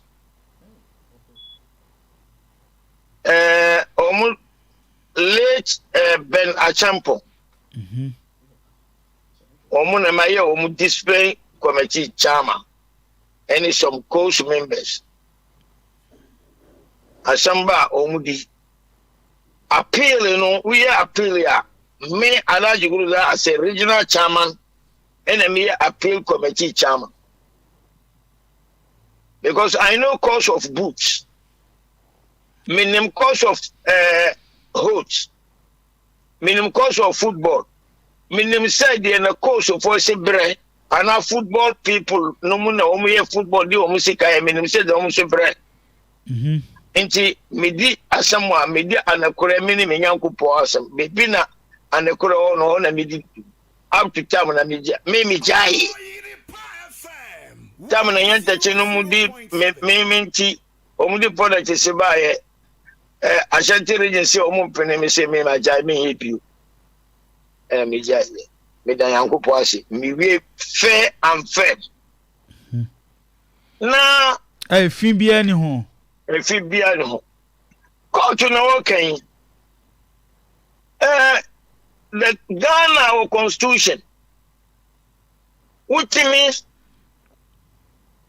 human rights your court of human rights obi tietia afa ahodie so a which means the no court and your court the baby nti me manfa GF anko court ma me ni me ngu asida just a settlement the na wo kan time na we aduana no we aduana si o jisika o ye tuanika me so se me tua si o bika me tua o bika se de na nana ajuman bedu tuanika no sa na me so me tua obi no muka me tua si o ka nti me seska edi bibiye mia me di huya se me ni anakora me wa anakora me ni anakora amani cost na mako cost na me ko nyina ehinya se me be ma hu story aduana de na okan aduana failed to pay the punishment money sikana GF aji omu 14 days omu points in say yetete me Alhaji Guruza anti say me be call relegation antete ena me de court your court no ana e be normalization ba ye na omu free na ye settlement we is so am right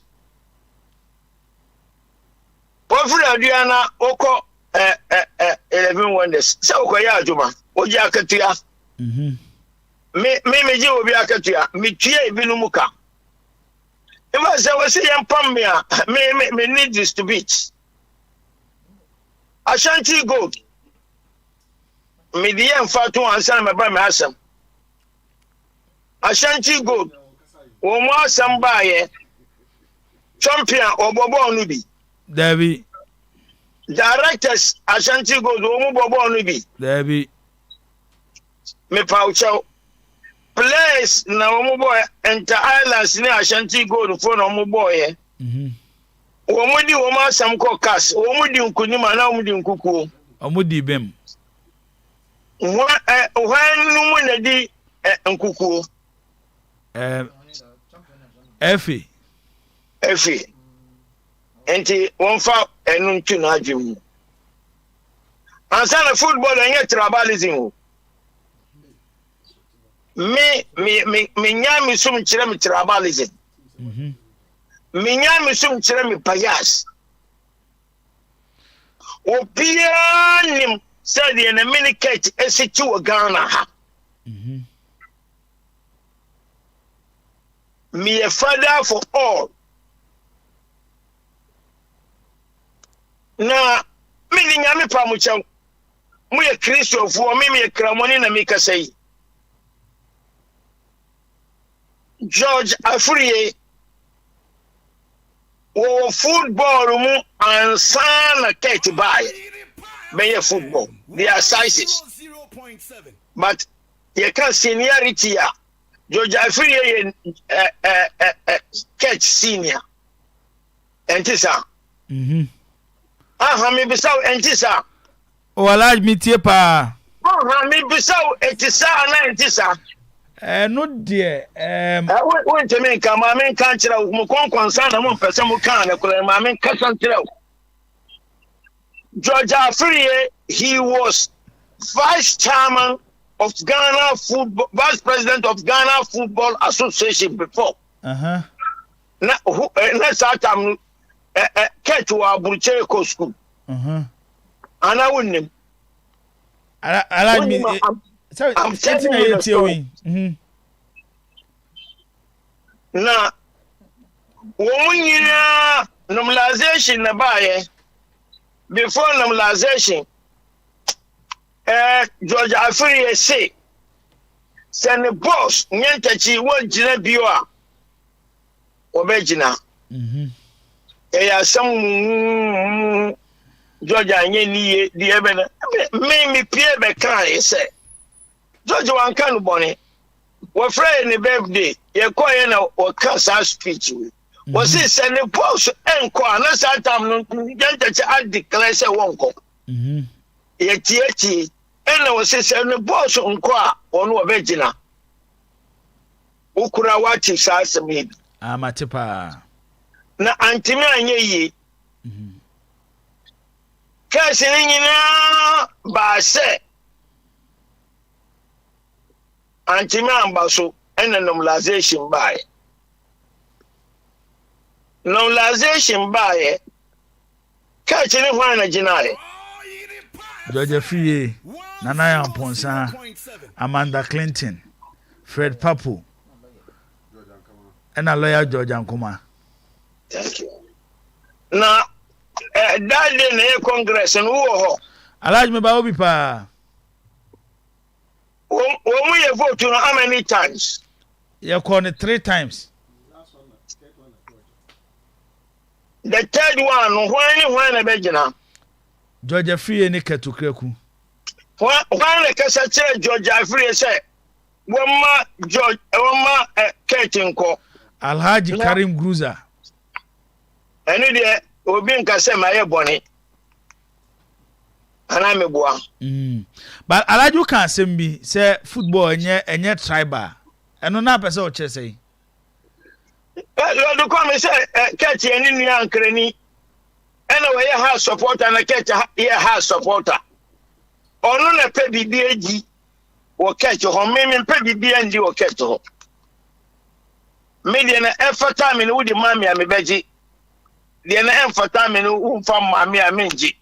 Ah, okay. Okay. I know now refer to as tribal, no? Yeah, yes. And no, let me person me capture the comment. One who say brothership for Islam, a brothership of tribalism. Now, one TME. More recording me yo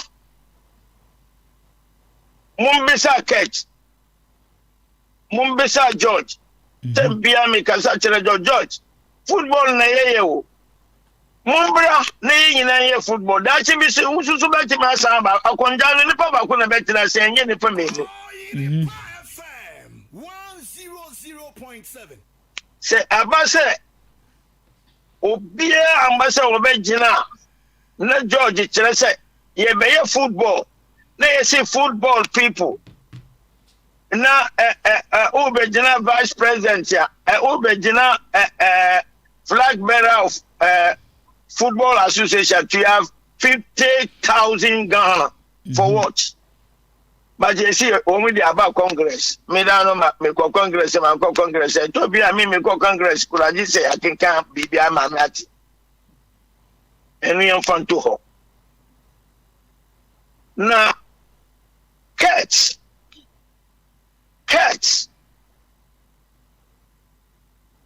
Georgia Afriya in we senior. Me pa chone pa menu marginal.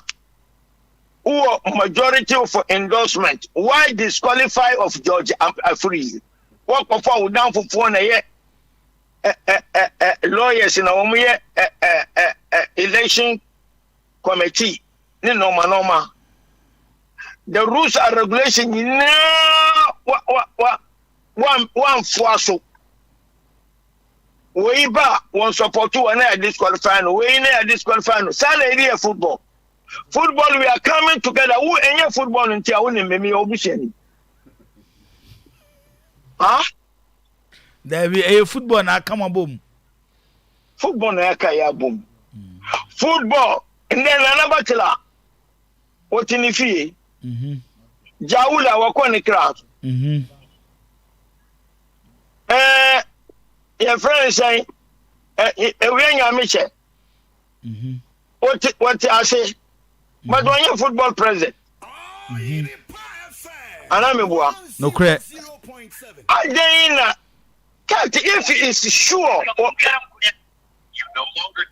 if it's sure so we win election why disqualify of George dey be no way na say o suspect say the abetko me ni nyina o fu say ebi a onyoma wo ye no o ye di tia na down for cat nti na o kasa wo pe bibi o cat o me pe bibi an free cat o me bi je no me pe bia me free nyankopon chen bibi be sa na o pe say ye didn't share baby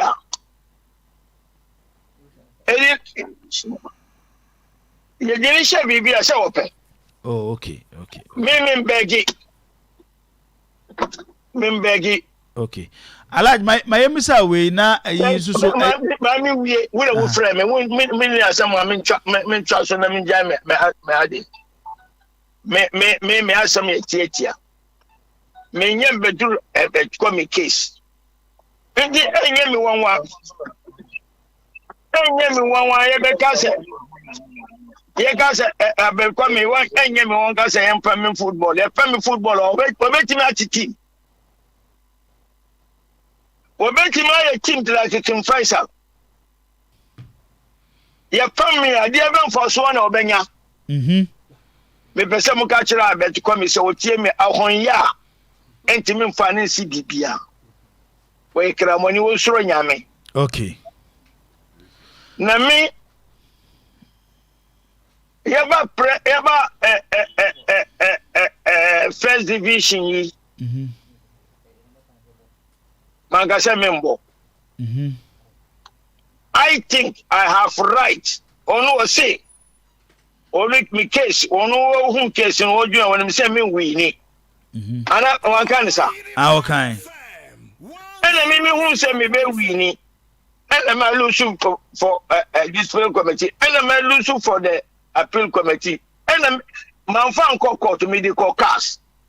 And you know what is medical. Hello? Alaj me wa pa o. Me see enye cast na is medical. E ho na ese wo de ko. That's my last habit. I say me do cast ho. No mo ye de na me pa me timi ko review in cast. And it's a can only let to your mommy. There be material $50,000 plus. Hey, and I the call cast wo. Yes. Oh no, I bet you call me. Oh, Sassy can be no bet me their caucus. Oh, we could have one franco. Enti, me asamahano. Ash God clubs in na to ho they say young vote to na yen asgo mfremu obi ankasa me kasa ya na mankasa o kasai asgo wo mu ma misika Debi enti ye football na ye me mfua disqualify catch wo pair when you chairman 4 years another 4 years ebe do that chibi what enye onu na be ye obi fufuro na be ye emre ye ninka so jawula wo hin ene wanya ne baby ko ne campaigning manager Joshua Alasabu wo hin na me ato ne nsa frɛ no mo mi ensuro nyame na yen kan na kore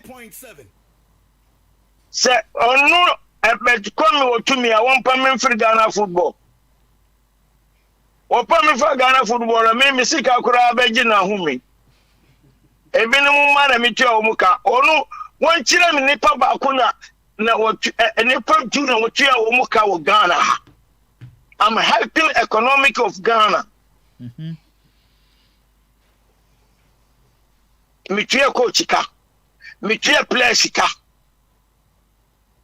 oni die me na wo ye won kire de na wo ye na wo ga say yen yi me film go Ashanti go ye yi wo mo afre mo fa so be na skating aye anye che football na wagunu how many players in Ashanti go taking wo mo care wo Ghana ha if you want to go to dreams wo mo Premier Division wo mo First Division another First Division see wo mo team B ne go to Akatua na omutia nkwada ne bisa come on I bet to come one can anuntum me gasa o tumi a won me empam me beda na ase me beda na ase o tumi a won me empam me okay catch me penning de me penning e china was Sandy and the Korea of Ghana football 1 year persemame nkunya one fa ade ne ti se onu kwa ni tie japade kwasia na won sisan na adwin o se Sandy obe support no me be support football enye onu personally enye catch we na makoko ntakomano near to Prudential Bank baby na wo mudidi me sika sika na ebeche ama de me fi se wo ba football wo be ye ni ye enye onu enye onu a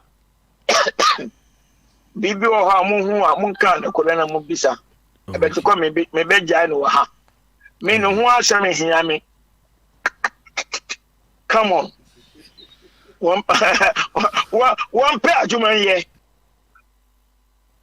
me alaji o ko too far me go too far what do you mean ebeti kura drum be na wo fa bet come so me CEO King Pfizer me donya me mpano me paucho me donya me mpano o fan da a CEO King Pfizer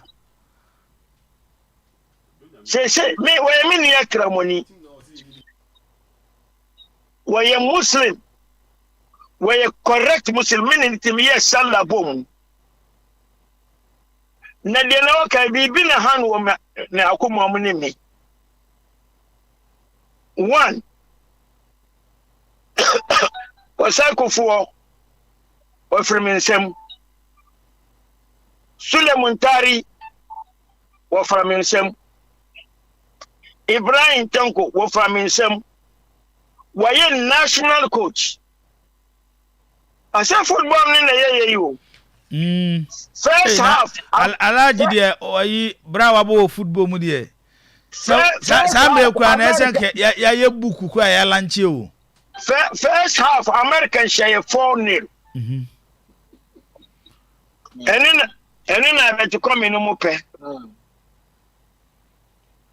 me ka say me passport wa ha Alex Ashanti nyankopon ntunupon na o ma no ahondene wo frɛ me me fa me passport mbra na ma ka tell say me yere kura be ko nsin sam e ba me se me nko me passport o me kan mu na me ne wuka say ne me yere passport Alex say alaji jai me se me nko me bebi na nim gase wono me nko nyame ma me nko kura alaji say me se bebi na nim gase wono nyame ma me ndi chi na se na wo hu se nim guase beba menye se ma hu se nim guase beba nyankopon na nim se nim guase beba na wa ma me anko okay hey presenters wa Ghana radio station wa Ghana sports presenters sports writers bumian kana kura mu bua Ghana football ya boacho foriata kimbedi akun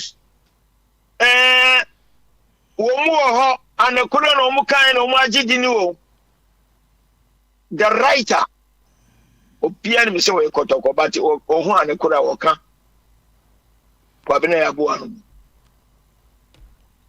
ukana kura se ketel mu se wo mpe wo mu asam na say want this a US ni ebon santro ni bi wo me say yakunu kura oni na pe me anko ya bu me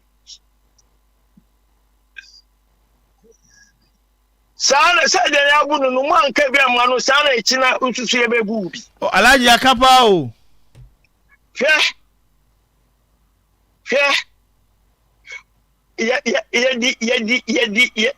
ya ko ebinum na wo mu bu ade wo mu nim de wo mu de nsamenu ene didi ya me guru ya me be kan e be ko mi pa wo mu fa no kan ho okay mu fa no kan mom do mu nsamenu didi no yes na wo bi say ya we court case dey ho me manfa King Faisal court me say wo me the right thing on the election yeah the end da no mo nya ne sa according to the GFA statutes so no I bet to go me as a Muslim brother now when him say we GDA ni na won ka na kura ese wonu ara okay alaj we de ye jawa mu akwa no no we me won ja me kura me na we mi die ayi na ayi ensensem bi ne nam kroma no na yenya we de ma yemisa wo be ba cho congress ananse course ewo eye tamale emi ekoyi the new ESCO members afi say you work to talk ESCO members so they are zero omo ye zero they are zero they will go okay but King Faisal for munya invite to the congress no ya invite here okay next ensem na amanfo kan say ya ma King Faisal invite na no kure oh ya invite here ti amam access amam go to aba ni bi wo munim say me be kan na kure na say no so eti amra o enu de eti amra say wo mu aye ale na eti amra wo mu respect the justice of this country and some of the judges are supporting them enti say me wo kuma se me no ma bi me tia for papa me bompa ye se me tia for when no wo me nya efie ade they will go 100.5 me catch it nyankopo tu okay Alhaj Karim Gruza founder Omunya Efe no they should pack themselves and go me catch it say striker Alhaj fe mama catch it who suro nyame a ensuro obia okay suro nyame na kana kure ma won chokonton ponfon to obia so what did they make am ana meboa eno kwa Alhaj say president Yantachi where football nde wanya football necessary pa mu fa wadwene mbra Ash go dear me boni na omaye.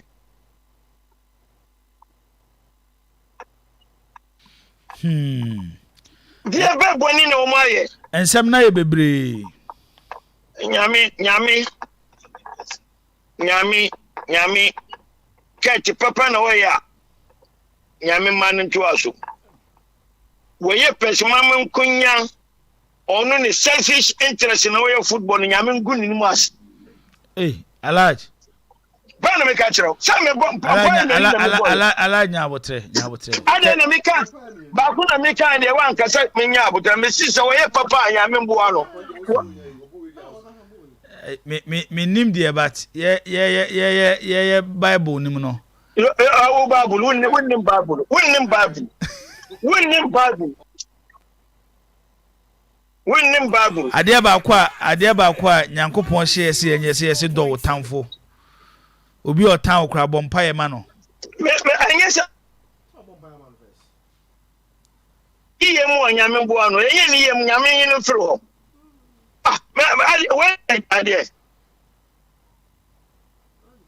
Me wanya me tafu ni ba na me mpek kiri won pe me yeri. Me first born of 53 years. O ko 54. Ye kra like say Nancy na esu nya 80 years o. Happy belated birthday. Me say me yanka football asam. Nkwada no mo mfe na mo nka na kore. Alaji yati alaji. Abeji ko me dana ase. Say o si yen me football mu. Won chiro ma efie. Say ni nua ankre ni na we football. Ade no. When ye na yen me through. Alhaj Karim Guza. Founder, President Edema Kim Pfizer. Alaji ebeda asina no pay for your time. Nyamin shall be bree. Someone did you be at them there? Oh, when you be at them? Alaj. Alaj, you said in Kumobim. Okay, Alaj Karim Gruza, founder, President Edema Kim Pfizer, and you know Eddie and Common fan Sama. Albert Kome, Eddie Etuja, 360 FM, Takra, they say. Alhaji Karim Gruza Trigana football coach. Debia bibiki to bia no do court over 20 years ni NYS ade no. Na high football nti yenyi no emfa emfri Ghana football no na large esudine de aban. Bafo na menyi kakra na afi yemna mehwe league games a ebekoso ene ochina na afi nyame ya adoma adwada yesa atena se today sports so na the last league game ebekoso match day 6 Gold Stars and Heart of Lions and the game ebaso no Hazo Folk and Samates our class posted watching Dr. Kwame Che Sports Complex, Nations FC, and Asante Kotoko, Aliu Mahama Sports Stadium, Kerala United, and Tanobo Fakwa, Theater of Dreams, Dreams FC, and Mediama, Adriana, Nana Ajimambedu Park, Omni Great Olympics, and Ebo, Nana Kromansa Sports Complex, and Swatreman, and Legon Cities, nothing, Nana Fosu Jiabo Park, and Ewo Bechem United and Brekum Chelsea Ediasin. Ba for Yansha large in Semne Kakra, Fakakana Kano Fakana Zakito Fakafi, near Beheli Games. No Striker. Ba for Alaja touch on wide range of issues, and they to me and dissecting in but Bakwa, Miso Mukakra.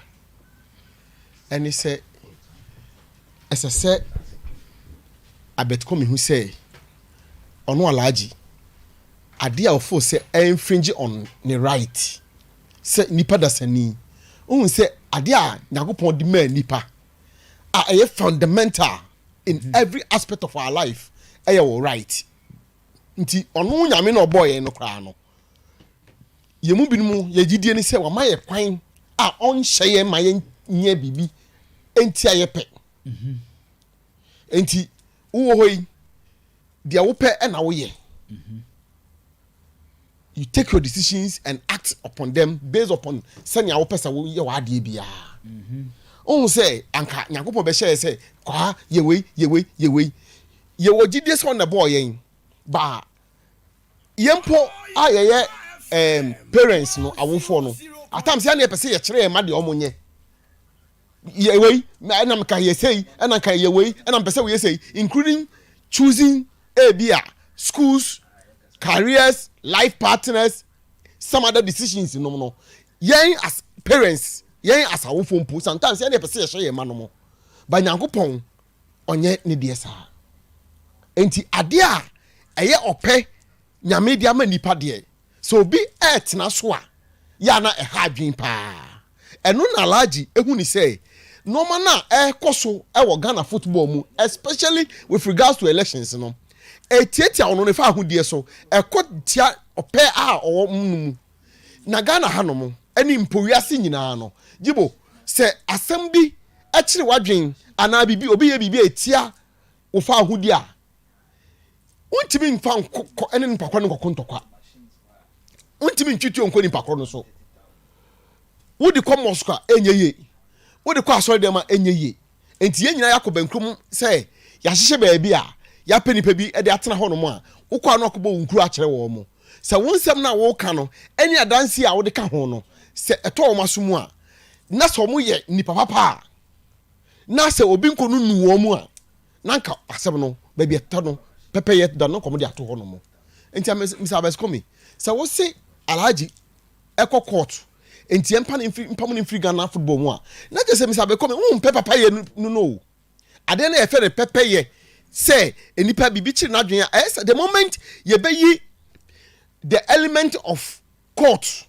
every year in daily lives in no we will enter into the jungle where the only strong survives nti e baba the survivor of the fittest a banis hano the vulnerables will be eaten alive every day and I'm not sure say Mr. Become a pesa ade no because ka ebia ono kon survive me pim se de otie ebia ka yemi nke bia ka menti ha ebia ka yemu binum keni a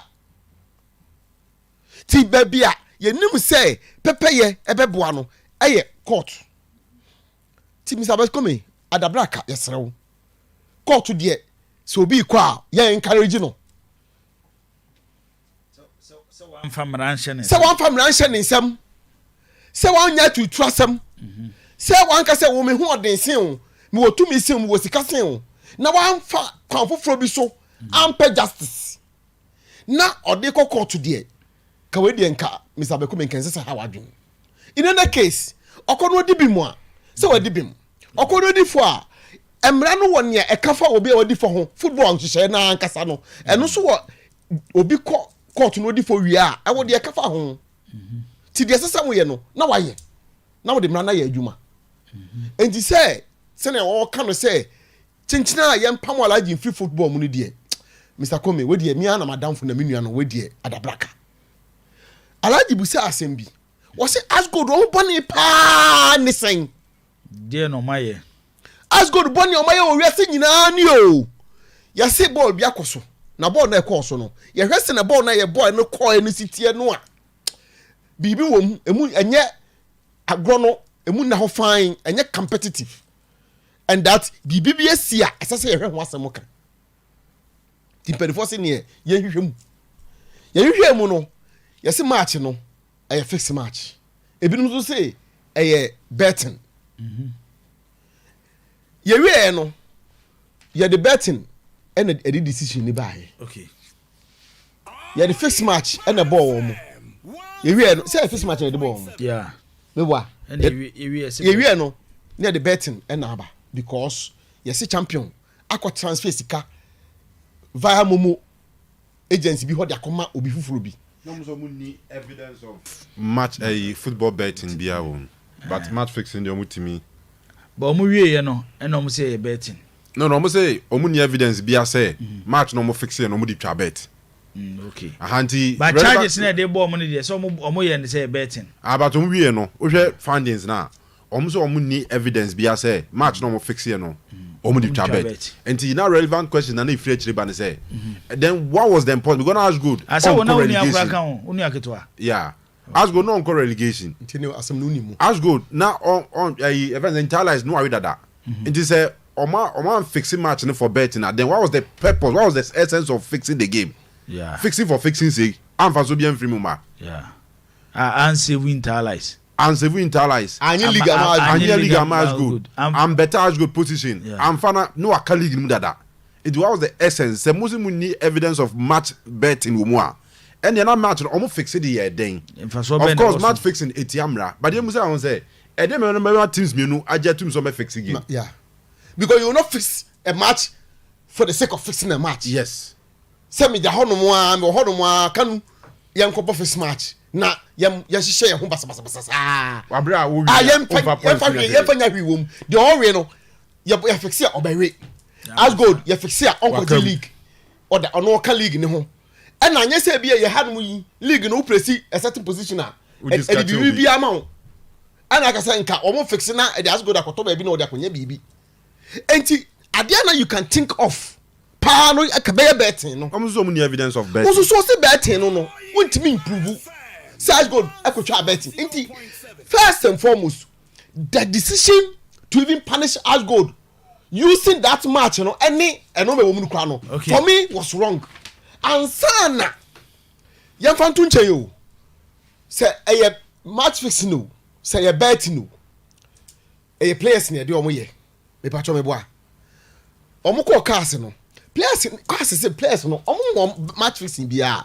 omo ko twa bet bia yasa fine fa enti say players now omo ye nipa no omo timi yes ade no I'm not talking about champion I'm talking about the players say players no omo ye nipa omo timi yes ade no say superior court than JFA court for no omo appeal ni this discipline committee ni se hunu no motena hodi ye no se omo se superior court se players no mutimi yes ade no enya ehwe then why must Ashgold as an entity esofa I don't know Ashgold as an entity on timi ko yes no na court ni sini panel okay abo me da say etika straight away now no the moment cast striking this case no Ashgold should go free.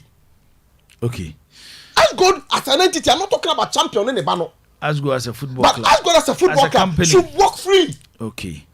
But for me that say, Kanu ni Bajak, the idea me have league games in the program. Time. And House and Summer Tex should be a very very good game. Summer Tex this season, there's one thing about them and it's Omushe goals. Home and away. I will say the last time about Nations, I think we made a scoring draw. The Nations show more. This is 2-0, yeah. But I mean, sometimes we winning game be our way. We winning game, but I think they've had one draw. So any idea? How to folk a team one? Or we under pressure to win because has any too convincing. We are seeing a different House of Folk from the preseason. I almost say 11, 6, 5. At the beginning of the season, the hype around the team. Yeah, we all thought that by now House of Folk should be. Trashing clubs, for fun. But drum puno, yana why in their mom. Some board draw clubs, some brepa. And they will have to prove a point in there. Me feel say coach no pressure no be double. Now has fans I kick count who be more. Then the game no so nya comfortable win. Me who say enya that easy there, but they will grind through. Be one of those scrappy wins, ebia who say has a bobola. Samates about 3 away games. Adriana show mo 1-0. There were no home. About 2 away games. Adriana 1-0 home. Yes, Adriana. About 2 away games. Nations FC show mo 2-0. And in Swatema show mo 1-0. 1-0. Yeah. And so omo scholars away. Munya even a point be away. Yeah, but omo home there. Omo home games. Yeah. So it should be a good cruise for us to folk, but. Simply because House of Getting too impressive in Tia Wokakrana man Canadian, but where it should be a gamer manageable.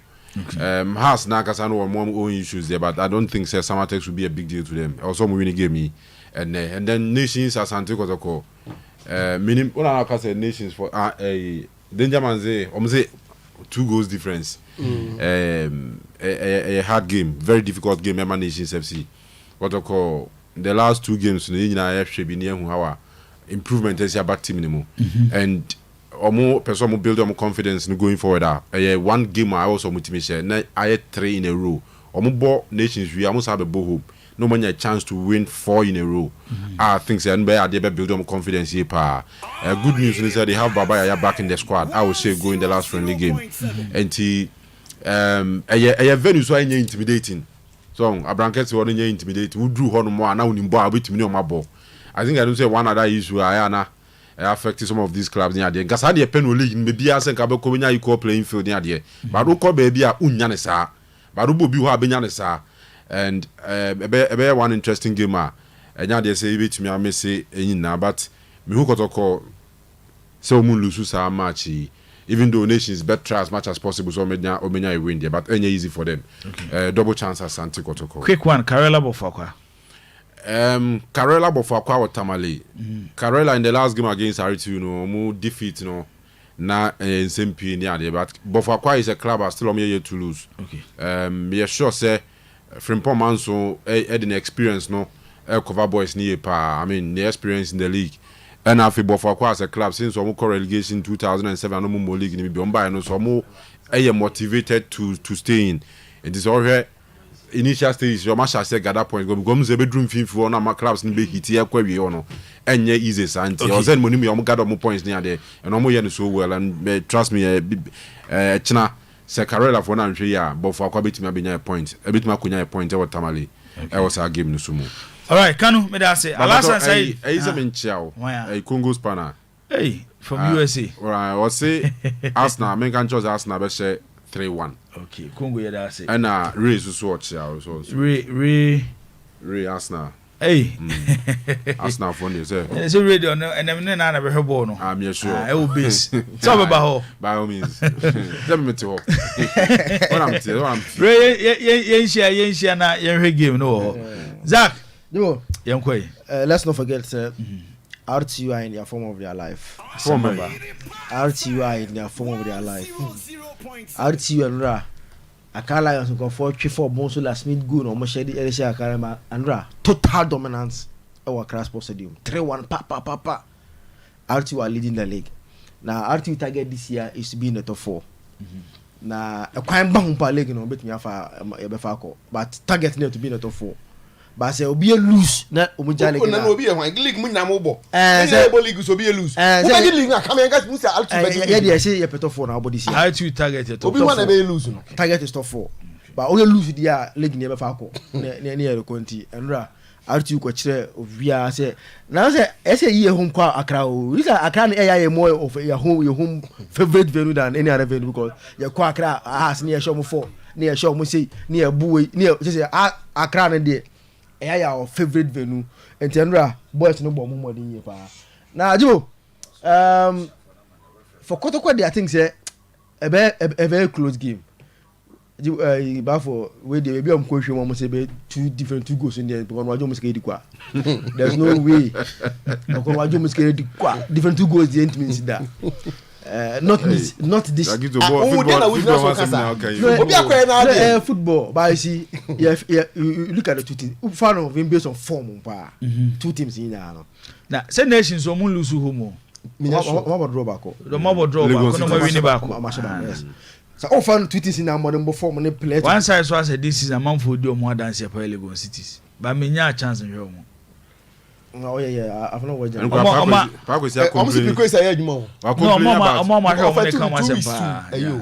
think we're complaining about even home pitch no. Also we are good pitches so but when we tifia pitch nye. Tama muntimi mo ball so mo bono. And that is why home mama say nyina we free a goal down. And for the last one against Bechem from a goal down on better Kenya draw. Almost struggle with you but I think we are comfortable. Do we win be we there but we are comfortable playing. So until I think there are 4 teams in our player to player form wise, a very for nations.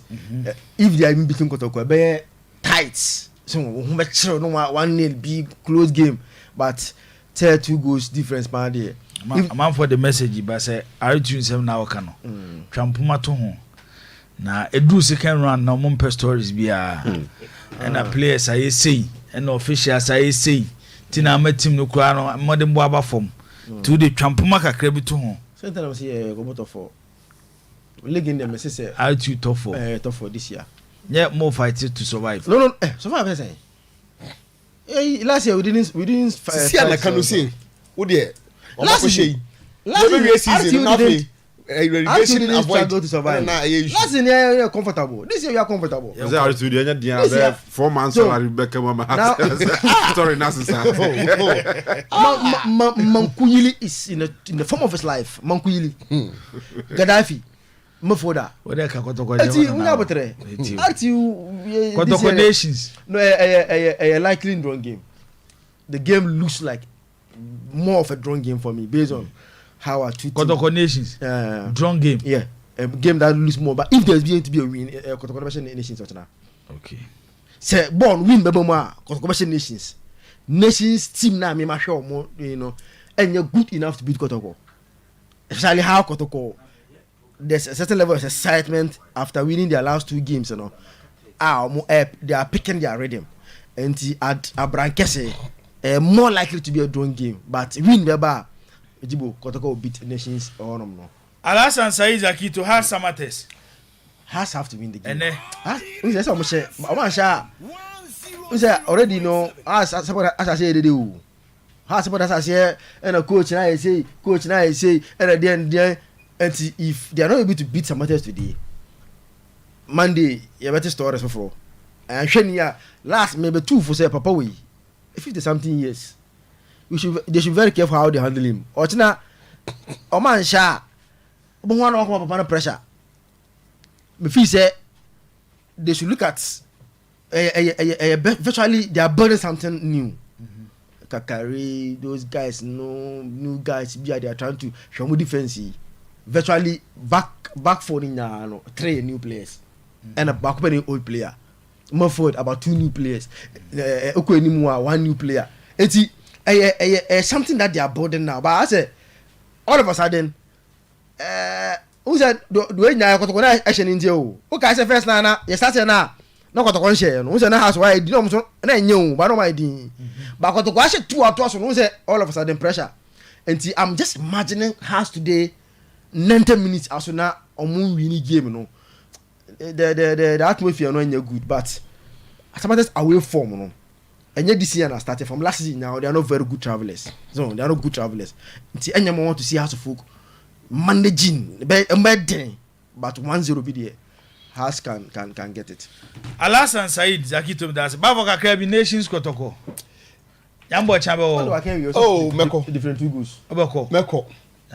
Na ubusa Meko be reve. Oh, say me hu way in this year. Na me her condition no. Say entimi nko. Ene the kind of road na ekofa so no. Say na me frɛ na me pakisi be bia na wa to am so. Nso de me kwan so. Ye ba na masan aye. Ti ende say we dey say da nye. Ya be pakisi me junction. Straga, I believe he's going to be Amenchia Thomas Opon. Kanu Thomas Opon so chia or here from France.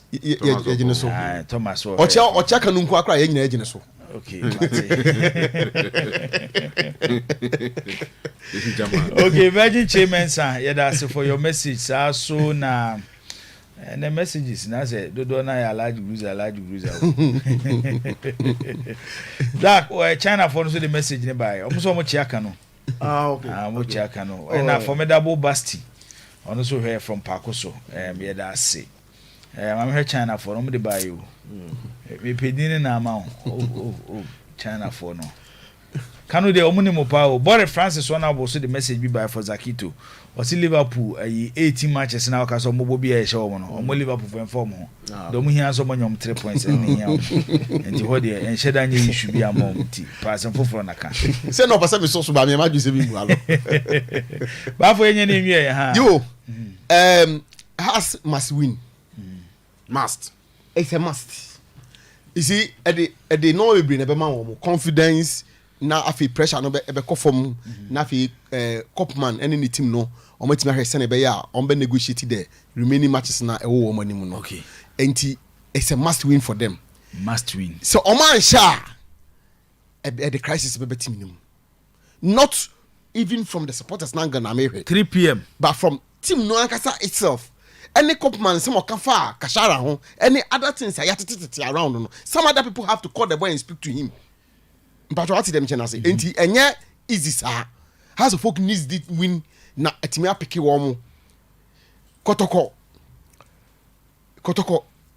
omu pese omu make a statement in this league statement in India any match in the omu ni mochina no some person will make a statement and it comes with a lot of what they make an say for the supporters, for the team itself, for Ogum, for the playing body. They want to make a statement say season way you see a contest for league no and I say just say a statement on person no any option a brand new now and our nations for PR no better no can say be or say e yo munim so mo no nyampen for na ekontokwa no ba ye do ago pramano so dia enuasam ni ho our nations for their supporters be 97% omunya ekotokofo ahin so me imagine say china kotoko ashego ebe mu as nation supporters na soro mo bochi we bet go why Dr. Chekwa be sori go asa no kai say why nations no one oh enti but you see okasem bi and imagine to ado bi so